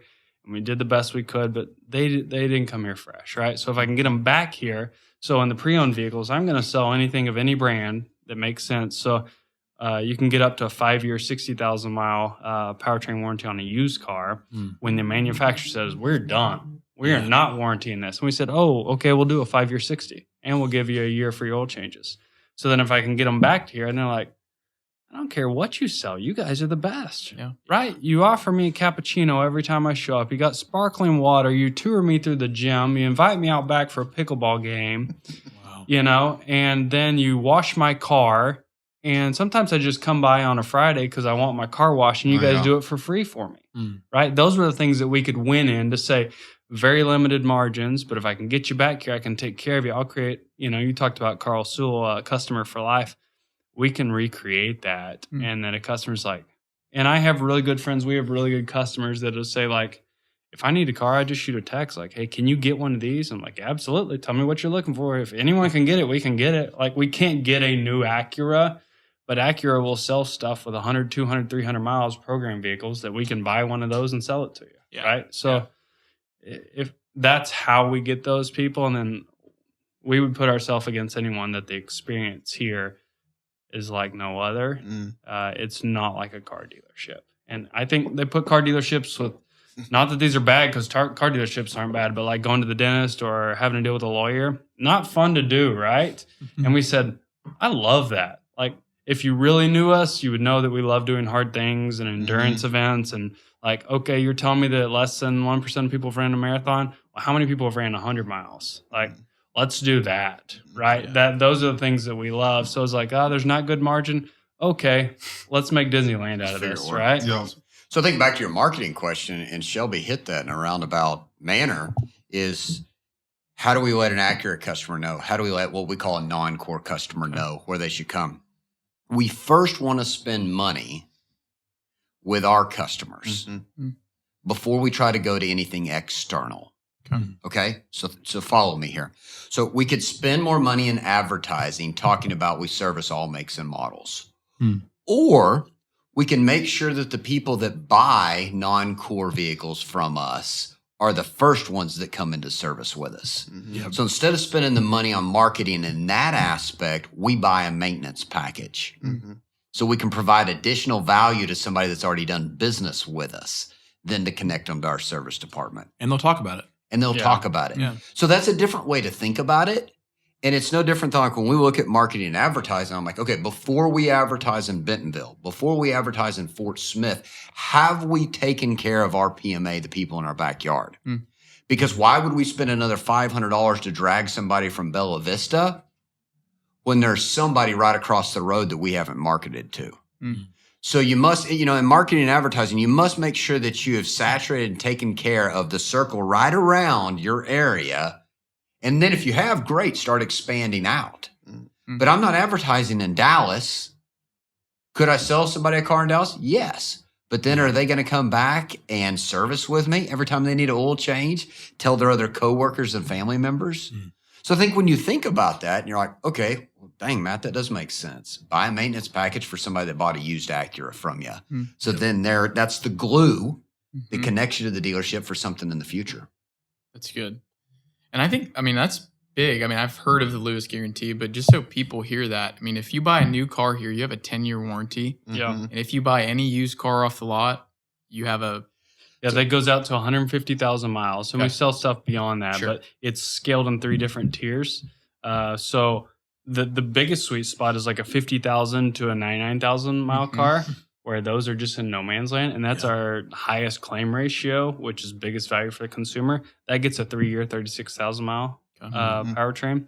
And then from 100,000 miles to 150,000 miles, it gets a 6-month, 6,000 mile. It lets you know it's been fully inspected. It's ready to go for the road. Like, this thing is going to save you money versus I can't afford a new one. And it gives you a little bit of peace of mind that I'm not just buying something that I have no clue about. Right. And that, just so it's publicly known, there's still things that go wrong. Right. And that the warranty won't cover. Like, you tried to buy life insurance for your 78-year-old grandma. Right. She's 78 years old and sweetest thing in the world and makes the best pie. But, it's like this car's got 148,000 miles and is 2009, right? But the best we can of best ability, it's, we're fully going to inspect it and say, hey, at this time, this is a really good car. It's good. And I think, that's one of the examples, and y'all didn't know to ask this, but like, how long did that take y'all to develop? It was years and years because we studied it from a customer's point of view. We said, okay, there's plenty of people out there that have lifetime powertrain, engines for life, transmissions for life. Well, when we dug into the details of, as a customer, what does that mean to me? You got to be returned to the original dealership. What happens if I move and I get a job somewhere else? It's void. Unless you come to the dealership. What if I'm traveling, need an oil change? Need a service. You got to go there once a year and do an inspection at that same dealership. If you turn down any of the recommended items that have to do with the powertrain, it voids your warranty. Plus, it had to be a term. Yeah. You had to put a term on it, which was then you 7 had to put a years. term. The insurance world won't let you say lifetime. And the bottom disclaimer, guys, we're reading contracts, going through stuff, going, because we're in the long-term play. We're not going to come out with something to the best of our ability that's just going to give us a black eye. It needs to be a benefit. And how do you stay in touch with your customer that well? Like, what would you tell, across industry, what would you tell someone who's trying to make sure that they're, staying? One thing that we'll tell anybody and everybody, and we are not the best at, one, we're men, and two, just we're people, is communication. And we have all the services that we can get, and we need a million more, but of just communication, of checking in on like, hey, how's it going? Hey, how are you? Because our best customers are our repeats and our referrals. And if you're not one of those, you're our next best customer because you're going to be introduced into this whole Disneyland vibe, and then you are a repeater referral. Because think about that. If I ask either one of you guys, like, hey, man, my roof's leaking. Do you guys have a roofing guy? And if you do, you're like, hey, this is James. He's the best. Here's this number. And so there's already trust. Like, I don't have to shop him anymore because I value your opinion. And you say, hey, James is good. He came quickly. He was very friendly. He did a good job. He cleaned up well. And he was fair on the price. And so I'm like, all right, so you used him? And you're like, yeah, I'm good. And I'm like, hey, I need a new washer and dryer. I need my yard mowed. And you're like, hey, Larry, he's the best. And so our best customers are repeats and referrals. And we treat them good, right? Like, you didn't just get good service on your part, then I'm going to get good service, you know? So I think that's, we continue to say, take care of those people. So stay in front of them and keep communicating. You know, it's not always like, hey, how you doing? You want a new car? Like, that's not good communication. But it's just staying in front of people. And just by being present, there's so much value that we're in the dealership. So then we're down in service and we're listening to warranty claims. We're listening to people that get frustrated. Okay. And we're going, okay, how do we remove those when we come out with our Lewis guarantee? It won't be perfect. But if somebody does move to Chicago, it still needs to be valid. Yeah. You know, because that's a value. We need to put something tangible that somebody can wrap their mind around versus lifetime. All the certified pre-owned programs out there from manufacturers, from Honda, from Toyota, from Ford, they retro back to the original in-service date. So if it says it's a 70,000 mile warranty, but it has 36,000, you don't get 70,000 new. You get a total of 70,000. I mean, how do you know what the original in-service date was? You don't. Now, you can pull a Carfax, you can pull auto check, but that's work. We said, let's just simplify it. And ours is a true term, true mileage warranty. It starts day one of your ownership. So the 3-year 36 starts from today. The 36,000 starts from today. Wow. And y'all are purchasing those from other insurance companies, right? Yes. Yes. Okay. I didn't know if that was like part of self-insuring or something. It is. It's self-insurance. So we own all that, which then gives us control of that. Cool. But when we go to the underwriters and we go to the administration company that helps us administer it all, it's got to be good 24/7, 365. It's got to be good in all 50 states. It's so on and so forth, you know. Which was another thing, and Matt talked about that, of having multiple different aspects, even in the same rooftop of levels of business. So sustainability. One of the benefits is that revenue comes back to you. The bigger benefit is you have more control over it, right? So when you call to get window tint and they're like, well, our schedule's 3 weeks out, but you know you got somebody in a pinch about to leave town. If you can control that, you can move some things. And then that's a better experience, right? It's an experience. And so we talked about it. So with the reinsurance, and I said that sweet spot for the customers after 50,000 miles, before 100,000 miles, we just had a call the other day, and our claim ratio and payout, now you're like, this isn't good business, Shelby, but averaged 135%. So for income that we were, you know, if you look at that, because it's on both sides, that's a free 99 to a customer. It was 135% payout, which means that's good value to a customer. 135% by anywhere else, you'd be on your own, right? 130 out of 100 customers would be on their own, upset, angry, bad Google review, even if they did their due diligence, just like I told you. But we get to say, you're in good hands. Come on back. We got you. Right? Come on back. I'm going to get you some popcorn. Let's get this thing figured out. And who doesn't want to be told that? You know? Right? Like, you know, it's like, and that's solution-based we talked about. We have learned you don't have to give everything to everyone, right? We are not the people, I don't know who is, that can continue to do that pay for everything. But what we have learned is there should never be a reason that you can't not say no. Like, so it's not fun to say no. It's not fun to hear no. So if you're like, hey, you need a new transmission, warranty's not covering it. Hey, is that covered? No would be the answer. And so instead I'd be like, hey, I've got a couple different options and solutions I want to go over with you that'll give you some different options. You know, I've got the manufacturer replacement warranty, replacement transmission. That's going to be $9,800. But before you go ahead and tell me yes on that one, I want to give you two other options. I found a reconditioned one. It's a Jasper. It comes with a 3-year, 100,000 mile warranty, and it's going to be $6,800. So it's going to save you almost $3,000. Or I can get you a used one here. Now this thing is going to have a 6-month warranty on it. And that's going to cover the part alone. So if it went out labor, but that's going to be $4,800. So which one of those do you think works best for you? I did not tell you no. And I didn't say I'm going to pay for it.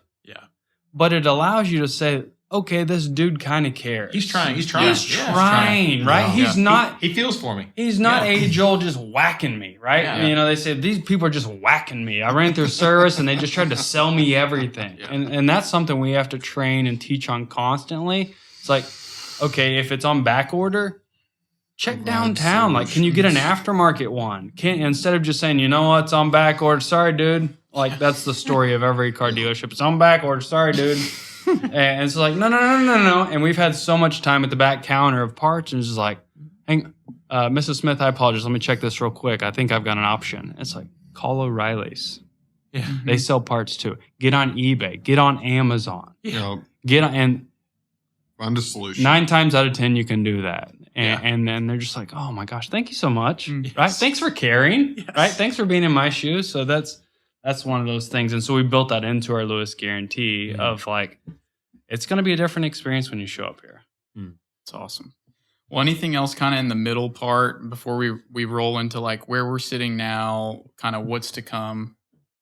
I think that covers a lot of it, right? There's a million different stories, but I think that you kind of understand kind of our growth, where we were, the things we sold to be able to do other things, and here we are now. Yeah.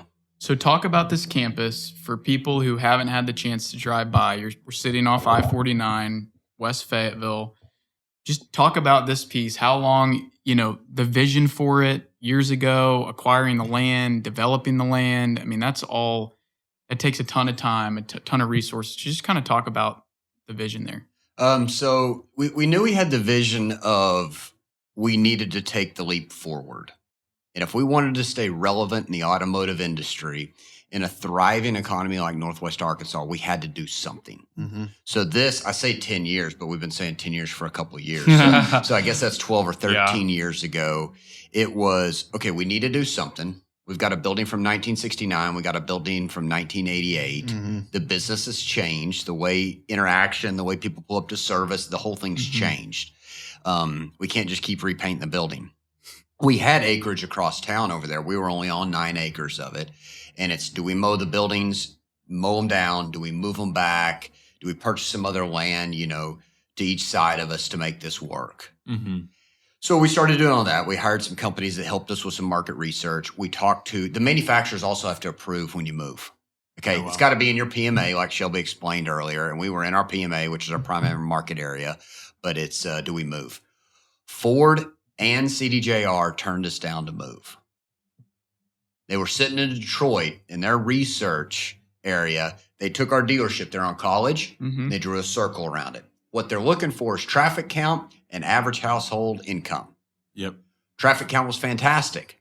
There's not hardly any apartments over there. They're all mature single-family homes, if you think about that area. So the average household income was great. They're like, you do not need to move. I'm like, you need to get on a plane and come down here. And both of them separately, we're driving up and down the interstate. We don't have this land yet. We're driving up and down the interstate. We're trying to pull out of the old one. They're like, you're landlocked. Yeah, it was a zoo, like you couldn't get out of there. There was this stuff piled on top of stuff. Like when we got big months of inventory, there was stuff parked in a field out back on hillsides. So not good.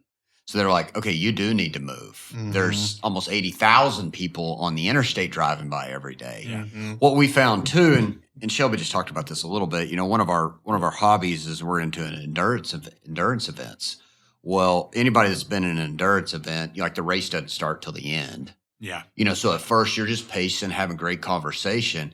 And we would go around in the same talk, we would split up and talk to different people. And it's like, hey, what do you do? Where do you work? And all these people would be like, oh, where's that located? Where are you located? And I'm like, we've been there for 79 years. We're on every billboard. We're on your TV. We're on your radio. We're on your kid's shirt. How do you not know? Right now? How do you not know? But it was an awakening for us because we were in the early stages of do we move or do we rebuild? And we're like, okay, the vision that our grandfather had and his brother when they moved, College was the main throughput of Northwest Arkansas. So if you were coming to a Razorback game, even from Rogers or Springdale, you were driving past the dealership. If you were going north, you're driving past the dealership. There was no 49. So when you start thinking about that, and we start talking to people, they're like, now, if they don't live in Fayetteville, even if they're coming to a Razorback game, they're driving past us to the next exit. In fact, we would talk to people that lived on Weddington that they didn't know where the dealership was located. So that again is like, okay, now we got to look for somewhere to move. And then we had identified a bunch of different land. And I won't go into all those stories, but fortunately, we had a long-standing relationship with the Williams family because this used to be Williams Tractor, the main portion of it. Then we bought 6 other parcels that go with it. So manufacturer said, okay, we'll approve this area, that area. There was only like 2 of them. And we sat down and we told our story and knocking on all the doors. And one day I get an email from Doug Williams, the son. And he said, hey, I think it's time to call mom and dad. Because I'd been asking for a while to sell the land. And so I called mom and dad. We were probably in their 80s. Yeah. Mom and dad. And he said, yeah. He said, we're down here getting some lunch. He said, I'll come see you. Yeah. So I was over at the Ford building at the time, and I went down and told Taylor and Shelby, I was like, I don't know where this meeting's going, but y'all need to come sit in this. Don't say anything because I don't know where it's going, but just sit there and be ready. So we come into the office, and we're all sitting there talking, and she looks at Donald, the dad. She said, I told Donald we need to sell y'all our land over there where the tractors are because I can't get in and out of this place. Because they're our customers. You know? Yeah. Before we had even said anything. That was when you walked up. She's like, you don't have any parking around here. It's just zoo to get out of here. And, you're just sitting there on your hands like, because this land wasn't for sale. We couldn't find optimal land that we wanted. Yeah. And we were like... Because you need 5 to 7 acres per dealership at minimum to operate. Is that a requirement or that's like... That's the generally guide. what they see. Okay. That's the guide. Unless you have some sort of big structure that you can store vehicles in, so on and so forth. So if you take just 3, this pre-owned and those 2, that's 21 without any expansion. Yeah. To find that on the interstate with an exit you can get off of. With proper zoning and all the things. All the stuff. So we're sitting in that meeting and I'm wanting to go, done, but I'm like, okay, poker face, here we go. And I'm like, we'd have to discuss that, but that might be an option. We really want it. That might work. Please don't call anyone else. That might work. So they're like, okay, what are you thinking? And they're like, oh, just put us an offer together. And we're like, okay. I'm like, oh, that's dangerous. So then we meet, we go over, and I go, no, this is it. We got to act. So we put an offer in. We meet back with them. And they're like, that's close. We kind of go back and forth just a little bit, just in person like we are today. Yeah. Okay. Finalize the deal, handshake it.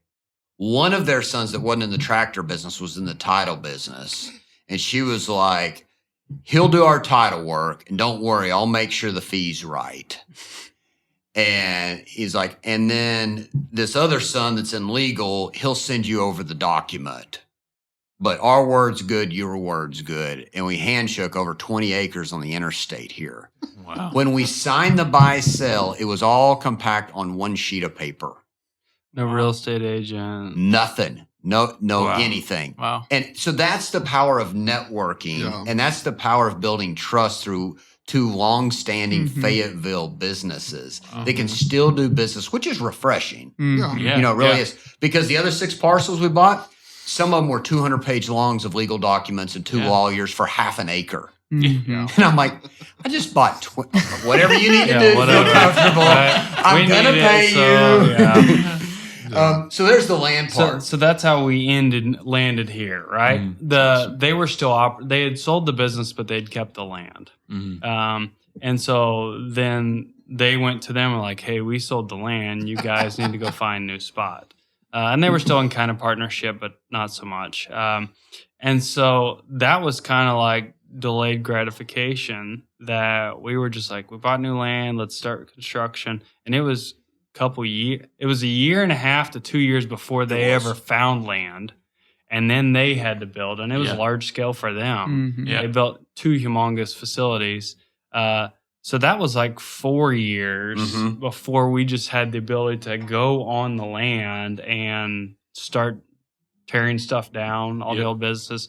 So we started this, what we call our 10-year process, started where Matt was talking about. So we started this grand tour of like, all right, if we're going to do our 50-year, it's going to be 150 to maybe 400 years. I don't know. All right. For what we've done and what we've invested, my poor kids don't even understand what they've got coming for them. But we started touring. So when we told Ford and Stellantis that we were moving, they said, okay, send us to the area. And they're like, okay, we approve of that. But now have to look exactly how you're supposed to look. Anytime you move, The surrounding dealers had to sign off that we were moving, even though we were staying in our PMA, which was like, what? Well, because we're the next Ford dealer, we just signed off, and but CDGR was different. So got that approved. We had to hire their architects. CBRE is Stellantis, and Ford Land is Ford's.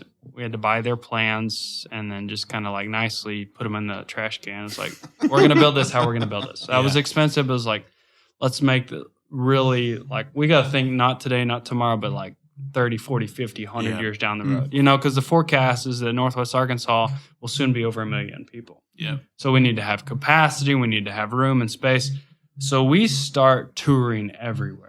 Hey, but before we toured, we bought those plans. Yeah. Well, why would you throw those plans in the place? Because surely the manufacturer's paying for part of the buildling. No, the manufacturer does not pay any doll hairs. No, $0. But they tell you exactly what it needs to look like. Yeah.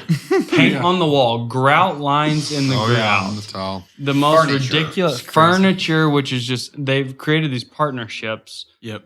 And you gotta Or buy Colts. You got to buy from them. So we figured our way through that. So we hired an architect who's built over 300 dealerships. And we knew that because they would know we picked them, they're in Benton, Arkansas, because they would know where there was a little bit of bending at. Yeah. Because we wanted this to be ours, right? And to look different.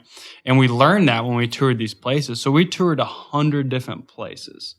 Real deal. And like Matt would just like give us the what's for, and just like, you don't go in and find somebody you like. Don't go find a cool car. I want you just look at the signs. If you're a consumer and you've never been here, do you know where to go?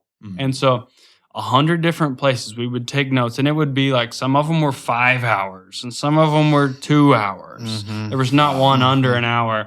Any vacation that somehow we figured out how to go on a vacation, or any meeting that we would go to. Like we flew down to a meeting in Austin, Texas, and they canceled our flight. We had a rental car, and so we just drove all the way to the connector in Dallas. And I was like, oh, look, cool. Like, Tommy boy, look, prehistoric forest. We pulled over. And so there was a couple, I would say 10% that we had a connection that someone had told us, hey, go ask for Bill. And the rest of them, we would just walk in as a consumer. It's like, I love your store. Do you guys give out tours? And I'm like, yeah. Yeah. Or it'd be like, hey, what's your service department look like back there? And, any good business would be like, yeah, let me show you. And so we would not go ask the leader, but we would ask the doer, the foreman, the manager of this. And like, hey, I love your store. We joke, give Matt such a hard time. He'd walk in, and this store, I don't know, was like 15 years old. He's like, congratulations on your new facility. I was like, ours is from 69, you can tell. The guy looked at me like, what are you talking about? I was like, Matt, like, what? And so didn't even go together. Like we would park the car and everyone go their separate ways. We were like ants. And we didn't need to be together. And I think we learned that from our dad early on. We would go to this big convention at NADA, just to digress just a minute. And we would go to this big convention.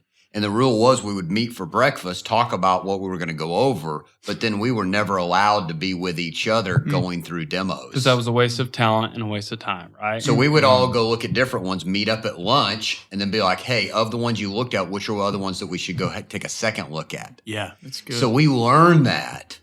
And then now when we go in a place, the three of us don't need to all be going through the parts at the same time. One go service, one go parts, one go get behind the sales manager. It was a little recon. So then it'd be like, ooh, I like that. And so then once everyone did their thing, it'd be like, hey, I need to show you something in parts. And it wasn't like, hey, look at this. It was like, this is really cool. And so we would say, hey, if you redid this whole thing, what would you change? And the foreman would be like, I never really thought about that. It's like, well, what's a pain point every day? He's like, the way that they built the way this door comes in and how you park this way. And so it was notes and notes and notes.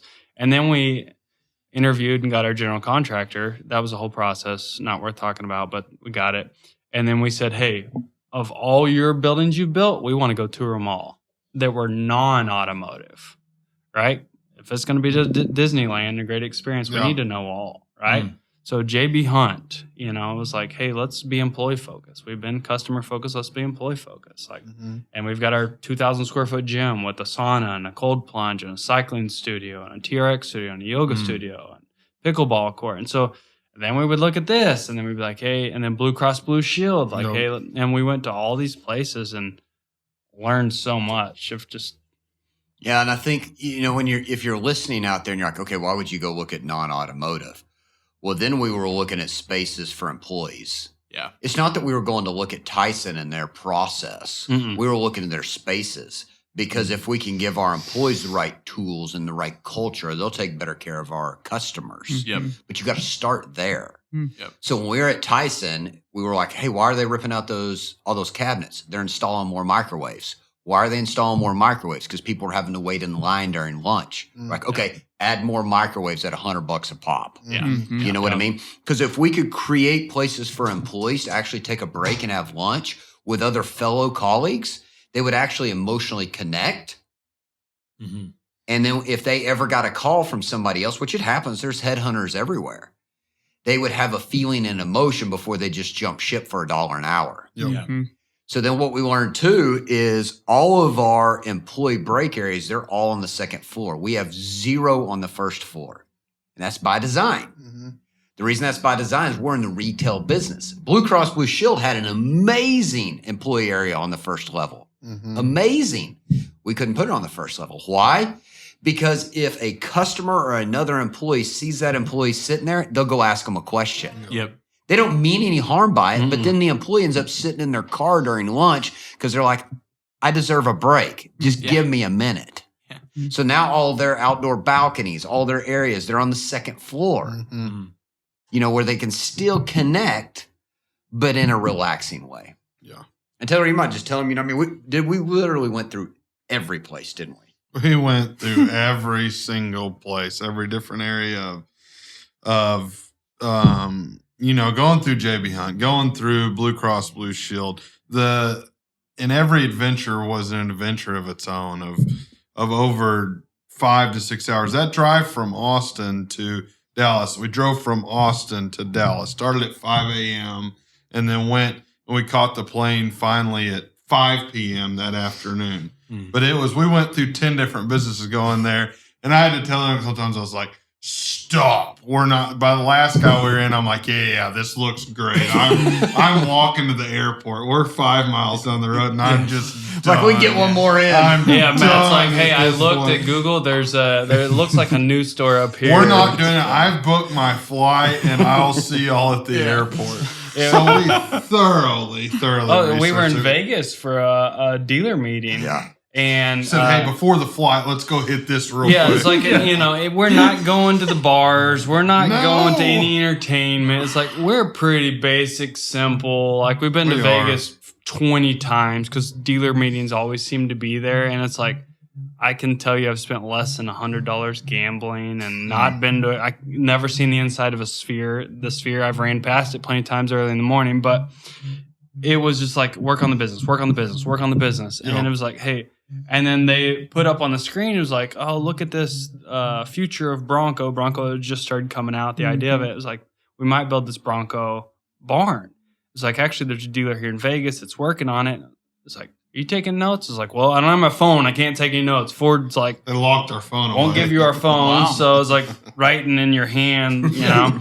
So then they were like, hey, there's a meet and greet. You can hang out in the area and just get to know your dealers. We're gonna have drinks and they'll have somewhere performing. It's like, yeah, real cool. See ya. We're out of here. Like, let's go to that Bronco barn. Yeah. And so I was like, what else do you guys own? They're like, well, we have a quick lane. It's like, can we go look at that? And the guy was like, sure, buddy. And it was like, hey, let's go look at that. And so then we're asking all those people, it's like, what store is this connected? It's like, it's a Ford store across town. It's like, how late are they there? Like, well, they'll be there till 9 o'clock tonight. It's like, oh, can we go over there? It's Yeah. like, who should I? And it was just constant because what that morphed into, you're like, well, Why did would you do not all figure it that? out after 4 or 5?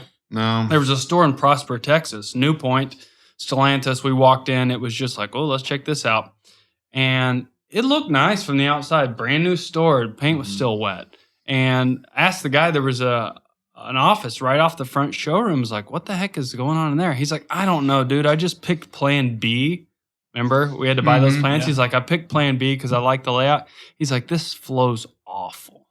Where the customer, how they flow, how a deal processes.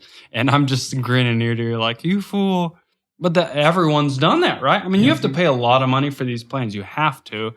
And so then we were learning that. And it was just like, okay, that makes sense. That makes sense. And so when we learned of all those things, it's like, okay, now let's put this whole thing together. So like when you drive into our dealership, there's vehicle display areas. We got that from a Sam Pack store that no matter what, no matter how many cars are here, you're always going to be able to see those feature vehicles, those 10 or 12 vehicles. You're talking about that line right there. Yep, that line right in front. So we can put our hot unit or something that has great incentives or something that's brand new. We can put it there, and that's what the customer sees. The first thing that you can get to is our service drives. There's not any parking in front of the stores, theoretically. It's on the other side of it. So you always had a clear view of what was going on.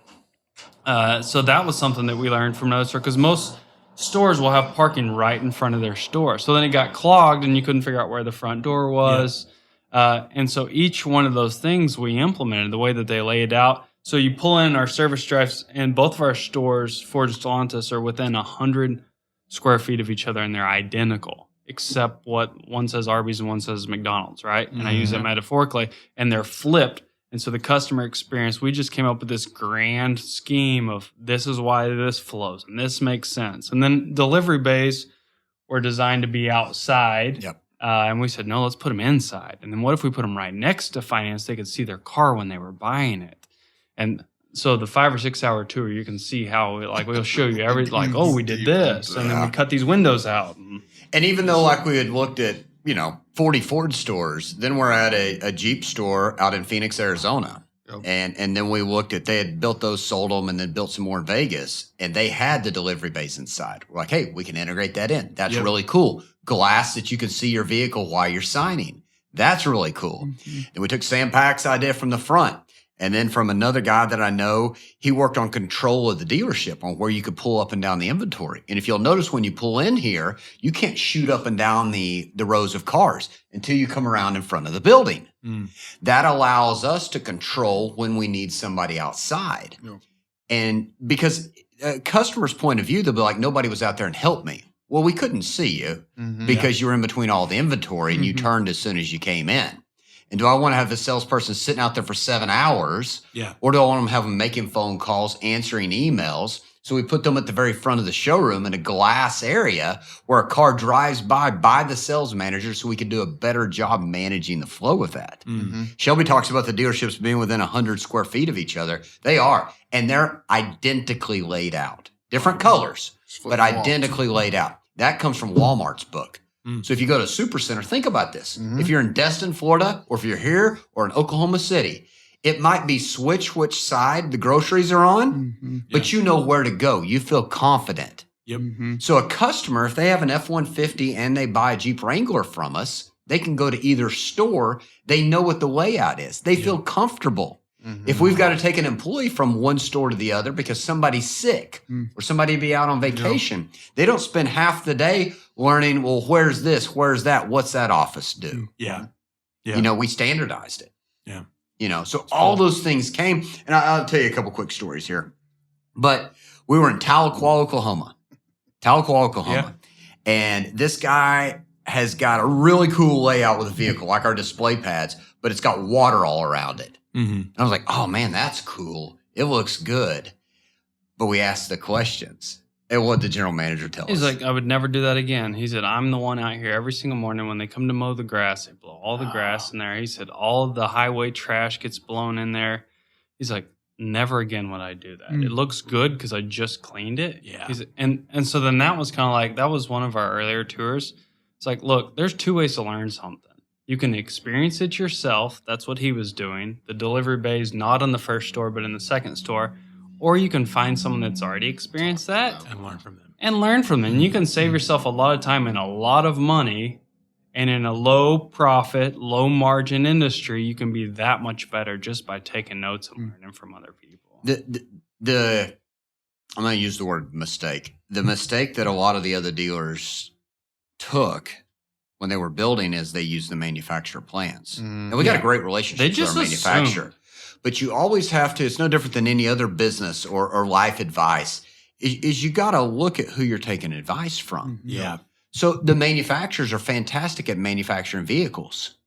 They're great at getting them to the dealership. they're not in the retail business. No. That's why there's a dealer network. The furthest person from the customer. They are the furthest person. So why would I listen to them on how the flow needs to be for traffic? Why would I listen to them on how the offices need to be set up? Now, if it was manufacturing and lean production, absolutely. Yeah. It doesn't mean they're bad people. You just always have to remember who you're taking advice. Are they at a level higher than you in the same, chapter? And if so, yes, they're great to listen to. If not, wait and use them for some different advice. Yeah, that's good. Talk about the tower out here. We haven't talked about the tower. It's multifaceted, right? In our 100 different dealership tours, we never actually saw it in person, but the power of online and social media. We've seen them in areas, right? Seen them in Florida. You see them in areas where space is a constraint. In Texas, a lot of Texas dealerships, you can't see the whole dealership because you get like to the Mixmaster when it's 6 stories of interstates that merge. They needed to have something. One, they needed more space because space is so expensive. 2, they needed to be higher so people could see what was going on. A little bit of a Carvana feel to it. My theory there, it's multifaceted. So I found a Ford dealer in Tennessee that had one. And I called him and asked the same question. Hey, man, I love your tower. I think it's amazing. I'm not trying to sell you something. I just need 5 minutes of your time. And he was like, yeah, absolutely. I was like, love your tower. Would you do it again? He's like, well, it's non-revenue generating. There's no money. He said, and it's very expensive to build, but the amount of traffic and attention that is brought to me, if I could build 5 more and it 5x'd it, I would do it again.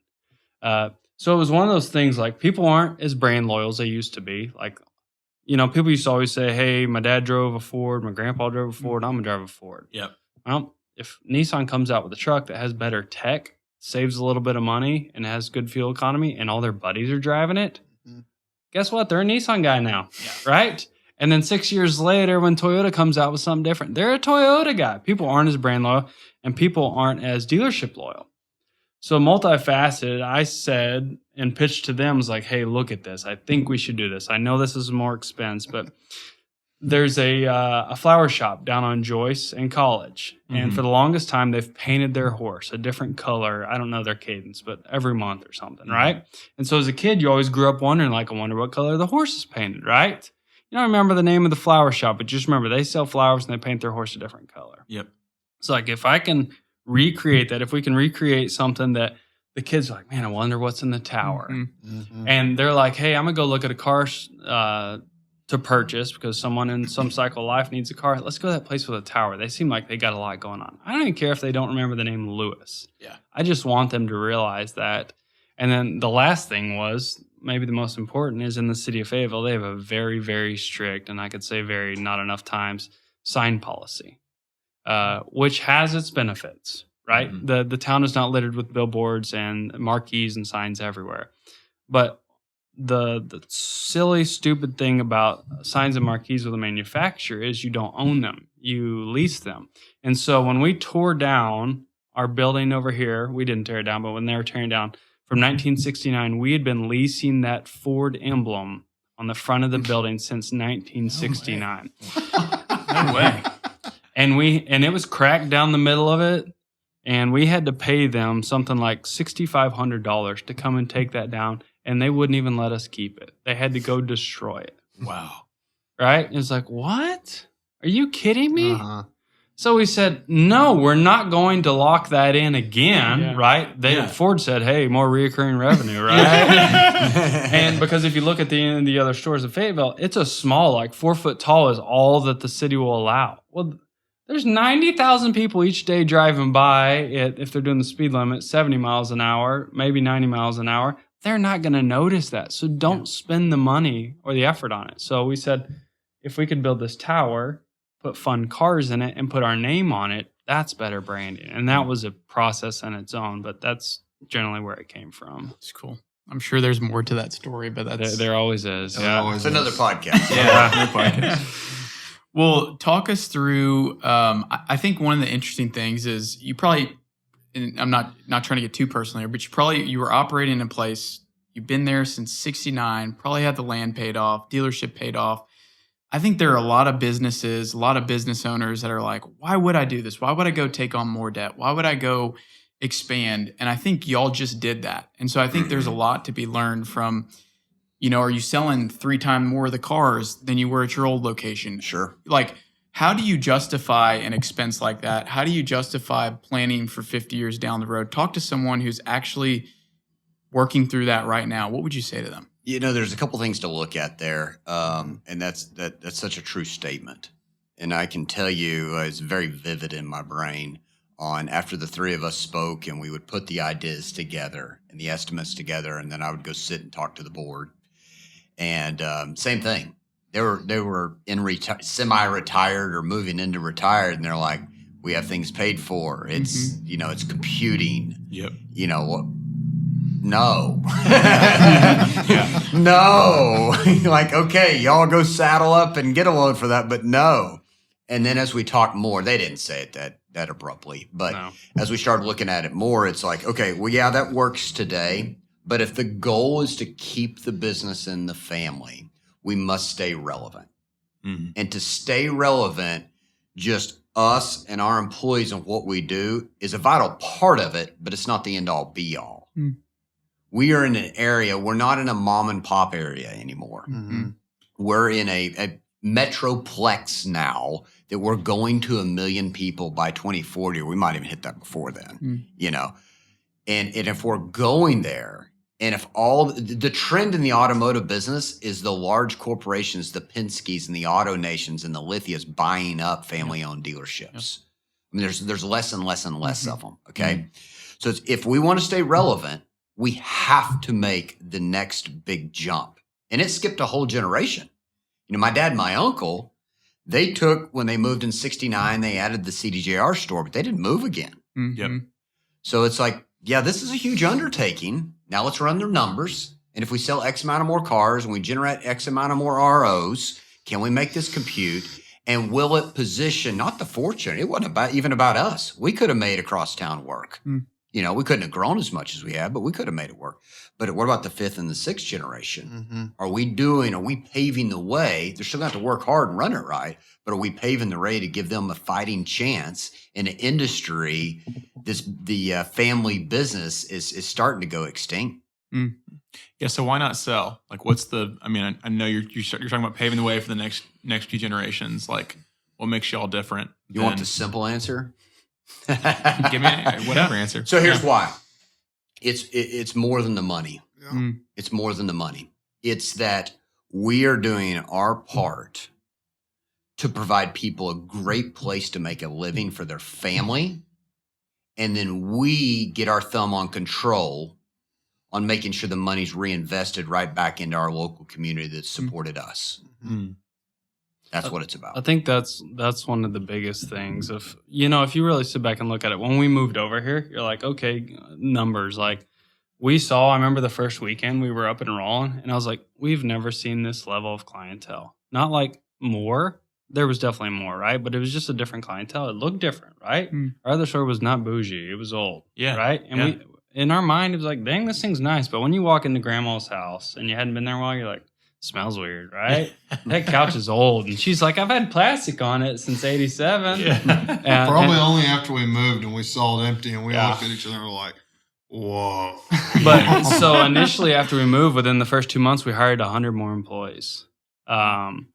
And so then you really look at that of the impact. It's like, that's the cool thing, because we do our very best to know as many employees as we can. And as we hire so many, I'm not going to sit here and lie to you and tell you that I know every single one and every single story, but we try every day.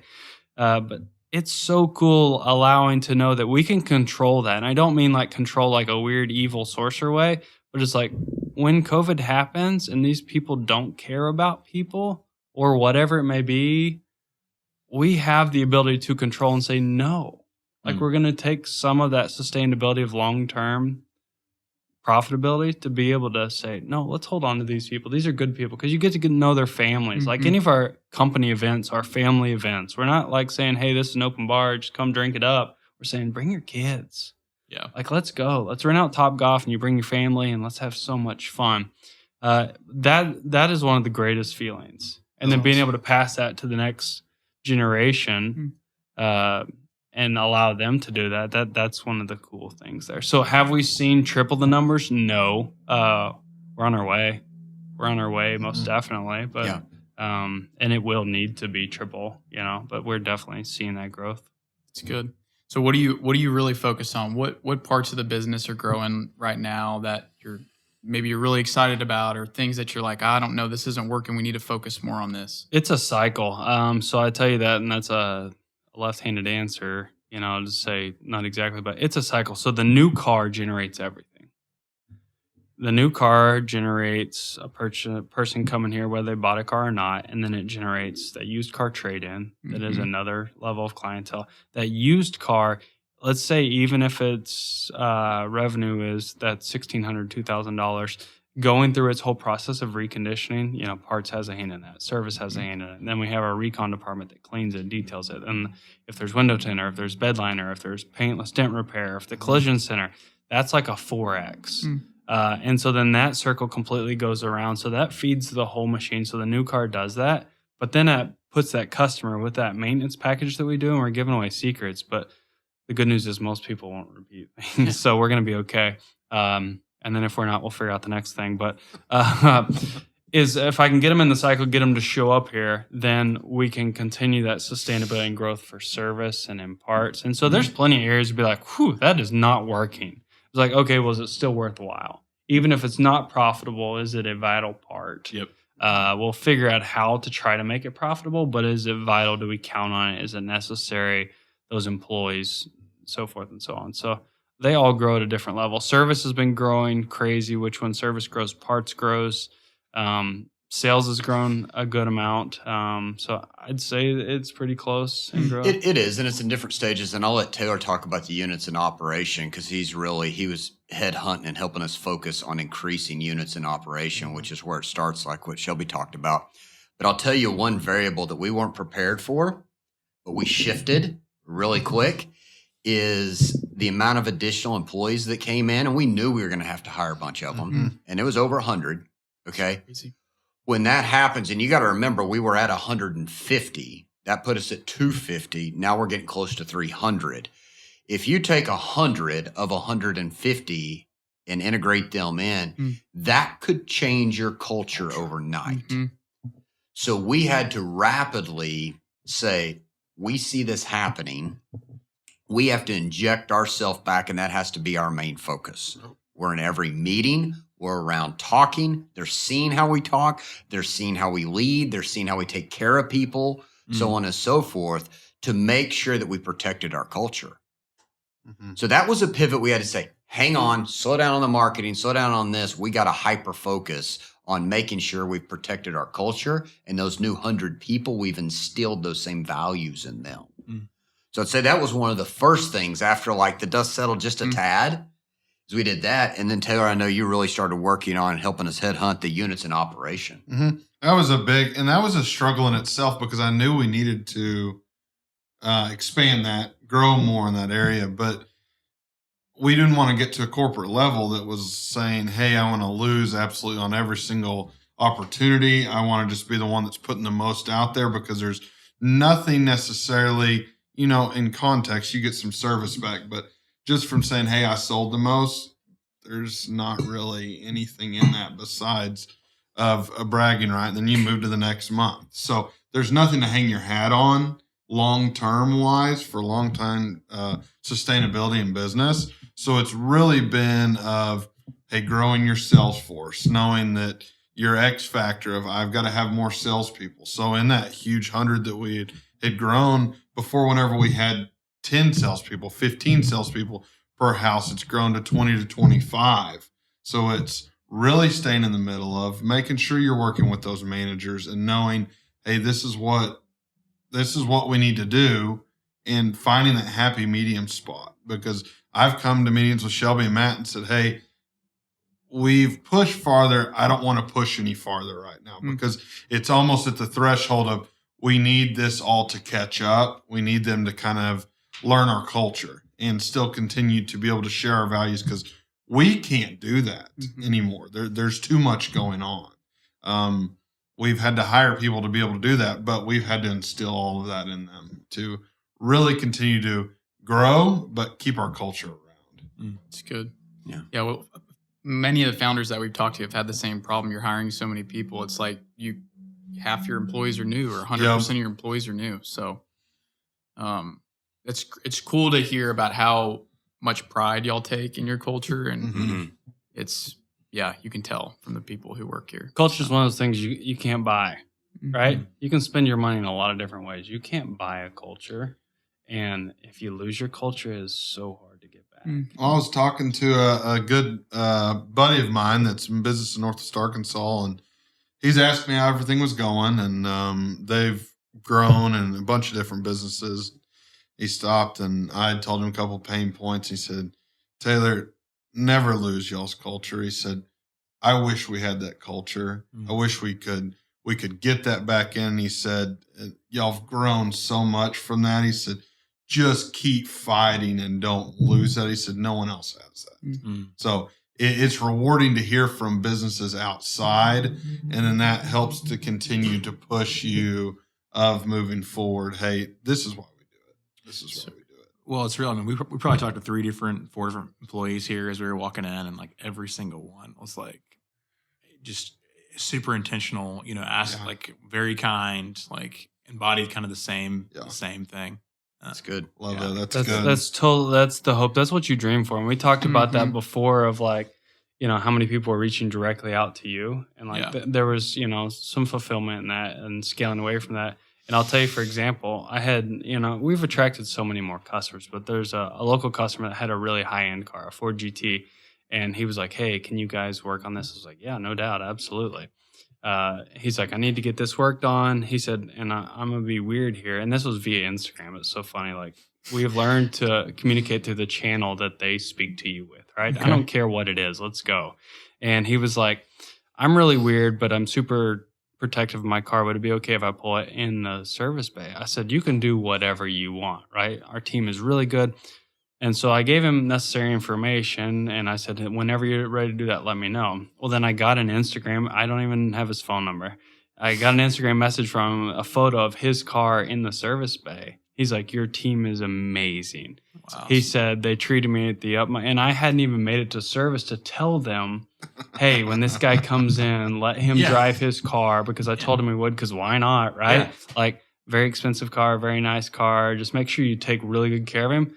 When you create a culture that says take care of every single person and, meet them at their needs and what's important to them, they had already done that. Yeah. And so he was in the waiting area already halfway through the process. Like, your team is outstanding, right? And he has choices, right? He's had people pick up his car and take it across the state to get worked on. And I was like, dude, can I save you some time and money next time? Can you just, and he's like, yeah, I guess if you guys can do that. I was like, we hadn't found much we can't do yet, right? We'll figure it out. So I loved that. And you saying the same thing, like people greeted you and, made you feel special, right? Yeah. So good. Yeah. Well, let's look forward. What does looking forward look like for y'all? What does growth look like? I mean, I'm thinking Springdale. Is there something there with where the location is currently, or what else? Like, as y'all double down on this footprint, what are you guys looking for growth? You're really wanting in the playbook, aren't you? All right, let's first talk here because we're not finished. Yeah. Okay. Even though it looks like it. So going on behind us here, we've got a new collision center going up. Right. Yep. So our new collision center, it'll be just over 25,000 square feet, fully air conditioned, fully certified, all the stuff. And why I talk about that collision we're so excited about is we have built it ground up for today's collision business. Now, today's collision business is different than last decade's. Aluminum, for example, that's a whole lot different. All the sensors on vehicles. We've got a 3,000 square foot area that all it does is calibrate sensors in it. So if you think about self-driving, if you think about adaptive cruise, if you think about all those alarms, anytime you get in a crash, they all have to be recalibrated. Wow. In fact, if you do not have them recalibrated, your insurance will not cover you on a future claim. Wow. So we've been able to build it ground up because cars just have more and more tech in them. Well, how can we position ourselves versus the body shop up and down the road? We're one of the only certified to do X, Y, and Z. So not only will we be able to self-perform a lot of our own work, we'll then become a hub for the other collision centers that'll have to sublet their work to us to get that recalibrated.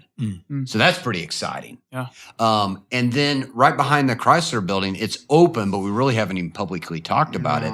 We've got a commercial repair facility. We identified this and studied a place over in Tulsa at a Ford store. Ford is the #1 producer of RV chassis, but there's nowhere to get it worked on because it's too big to go in a normal shop. But an 18-wheeler shop, those are up and down, they're not certified to work on that.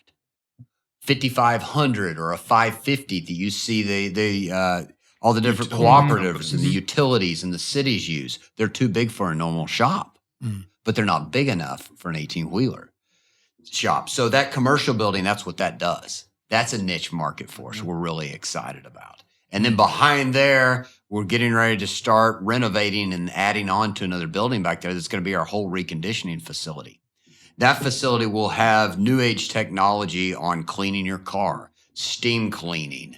We'll also do upfit of all accessories. So spraying liners and lifts and tires and wheels and tents, all of that stuff. Again, we'll be able to self-perform internally. So there's 3 more pieces just on this campus. Yeah. You know, when they ask you, like, how do you maximize? In the city of Fayetteville, you can only have 80% of your surface can be covered by a building or a hard surface. Okay? Which is great. Okay, I'm not balking that because we don't want it to just be a concrete city. We're at 79.99 of the 26 acres. Wow. You know, and we look at parking spots, either working on a vehicle or selling a car. That's like the shelf at Walmart. Yeah.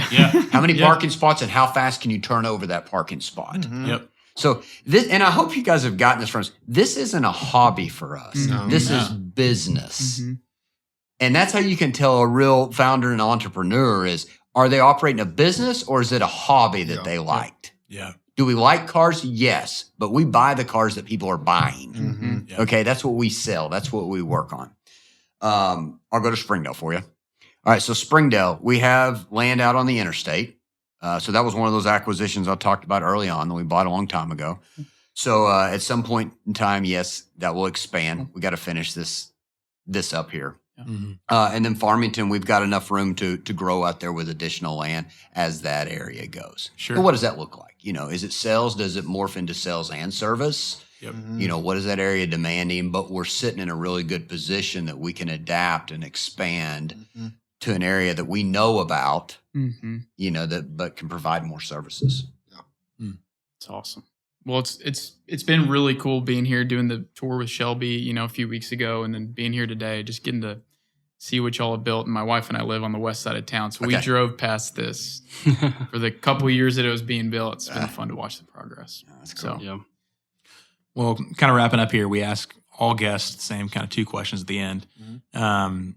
First one, you kind of gave different answers to this throughout the interview, but why build a business in Northwest Arkansas?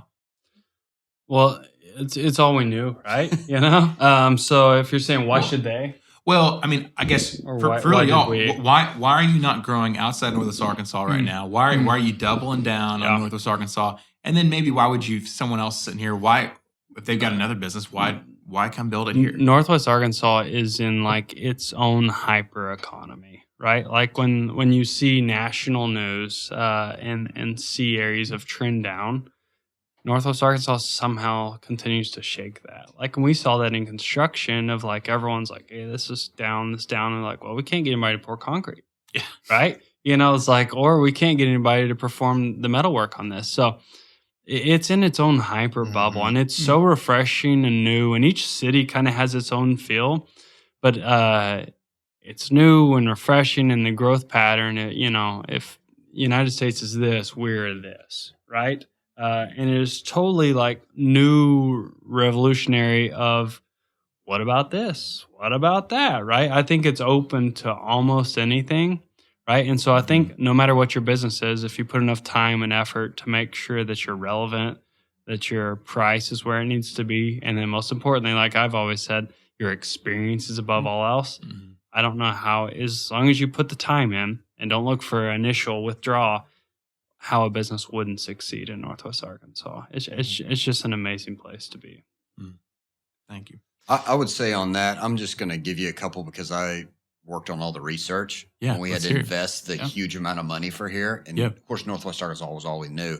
But when you look at it just from an economic standpoint, you've got 3 really big pillars and then a bunch of smaller ones. You got 3 really big pillars that help the economy up here to continue to grow. So you take Walmart, you take JB Hunt, you take Tyson. You take those 3. Now, there's plenty of other ones. I'm not saying they're the only ones that add to the community and the entire Metroplex, the Fayetteville, Springdale, Rogers, Bentonville. Yeah. All right. And then you look at the stats of the growing we talked about before the podcast, that we will get to 1 million people. Yeah. So when you look at that and you got 3 huge engines pouring in, reinvesting, moving people here, caring about the trails, caring about the area, it really poises to a great place. You still got to put the work in, like Shelby said, but it gives you really good ground to start something. Yeah. Man. So last question here. How do you define success? Well, the first thing I'll say, because it's funny, and I was trying to figure out whose it was, but an early quote of success is dressed up in overalls and resembles hard work. Right. And so that's all we knew for the longest time was just dress up in overalls and resembles hard work. Yeah. I think it's a million different things. And so it's different to each person, but I think it's being able to help. And we didn't really spend hardly any time on this because we could have talked forever, but we don't write any checks to anybody for sponsorship without saying we want to be at that event. And one of the main questions is, where is your event at? And who is the recipient of this? And if it's not in our circle, not like what we like to do, but in our circle of location, it's very rare that we're going to give money to them. And we pour out so much money. If you see in a football field, it's got our name on it, or all the little leagues, or any of the places that we can, that's where we would put our money. And it's so much fun to be able, success to me is not so much about money. It's about all the lives that you can affect with your employees and all the people out there that you can say, hey, we were able to help here. And we were able to boost this so they could have a better level of something. That, in my mind, that's what success is. Yeah, we talked about that the other day in the podcast, but really got to see of following on what you were talking about there, but your employees, whenever you get to see employees that growing up, that they're growing in their career and they get to buy their first house, they get to buy that car they've always wanted, they get to go on that vacation. Like we talked about this, that us 3, especially, I know as brothers, we don't really want a pat on our back besides if we're giving it to each other. We don't really want to be recognized for anything. We want to see our employees have success because we know then that's going to pour into us, that we're going to have success, continued success down the next generations that are going to come. But nothing brings me more joy and knows that we're successful whenever I have an employee say, look, we went on this vacation. Look, I just bought this car. I just got my first house. I'm like, yes, I love it. So I love seeing that. And ultimately, I think that's a huge gauge of success. Yeah.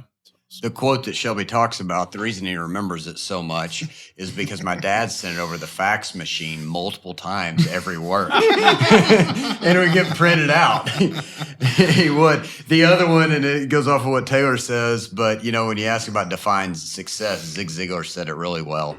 He said, if you help enough others get what they want in life, you'll get what you want. And in our management and our leadership meetings, we talk about, it's like, you focus on helping your employees hit their goals. If you'll focus on that, your goal will take care of itself. We're going into football season. If you'll get enough first downs, you'll end up on the scoreboard. So it's the same thing to us, is just help them get their goals. Now, everybody's goal is not money, but money is the currency exchange for whatever they're trying to achieve. Whether it's being able to retire earlier, support community, go on vacation, buy a house, it's the currency of exchange. So we help them achieve the money, but this over here is really the driving force of the fire. And once you identify that in an employee, you get a whole different level out of them. Yeah. Man, so good. Thank you guys. Yeah. Thanks for having us. Absolutely. Well, one of the last things we do on every episode is we just kind of highlight the biggest things we learn from our guests. So for y'all three today, I think the one of the really cool things that's very unique to y'all is this blend of like your work ethic and being strategic. And I think most of us can fall into one of those camps, like I'm just going to do it myself, or thinking through like I'm going to have someone else do it, or I'm going to teach someone else to do it. You guys blend those really well. And I think it's, the few examples that I have written down, learning every piece of the business, like that's strategic. But then going out to do snow because we're going to do it. We're just going to knock it out. Like that's just your work ethic. And when those things collide, it can unlock really special things in your business. And so I think even thinking through coming up with the Lewis guarantee and how long it took you guys to get there, the intricacies of the building, like that's all very strategic. So really cool to see that come to life. I think the second piece is just being super passionate about the community. We're both from here and love Northwest Arkansas. It's part of why we started the podcast. And so to see other founders of local businesses be passionate about pouring back into the community, pouring back into their employees, pouring back into different events, little league games, like it's who we want to be, and it's who we love seeing other people be in the business world. So thank you for that. Thank you for all you do in our community. And then the last piece, and this won't surprise any of you, but is you're obsessed with your customer. And it goes through how you laid out the buildings, how you threw that plan in the trash can and drew your own plan. It was for the customer. It was so that when they pulled in to Lewis, they could have an experience that wasn't like an experience they'd had before. And you talked about car washes. You talked about just little things that, the coffee. And then on the flip side of that, how you take care of your employees with having a gym. It's over the top. A cold plunge, a sauna is over the top. But you did that for your employees because you care about them. And and we just talked about it, we just ended with that, it's going to go back and it's going to impact the customer experience. And so seeing people who are obsessed with their customer, they seem to always have success. And so thank y'all for teaching us that. I think people are going to get a lot of value from this episode. Matt, Shelby, Taylor, thank you guys for coming on. Yeah, thanks for having us. Thank Appreciate it. Absolutely. Thank you.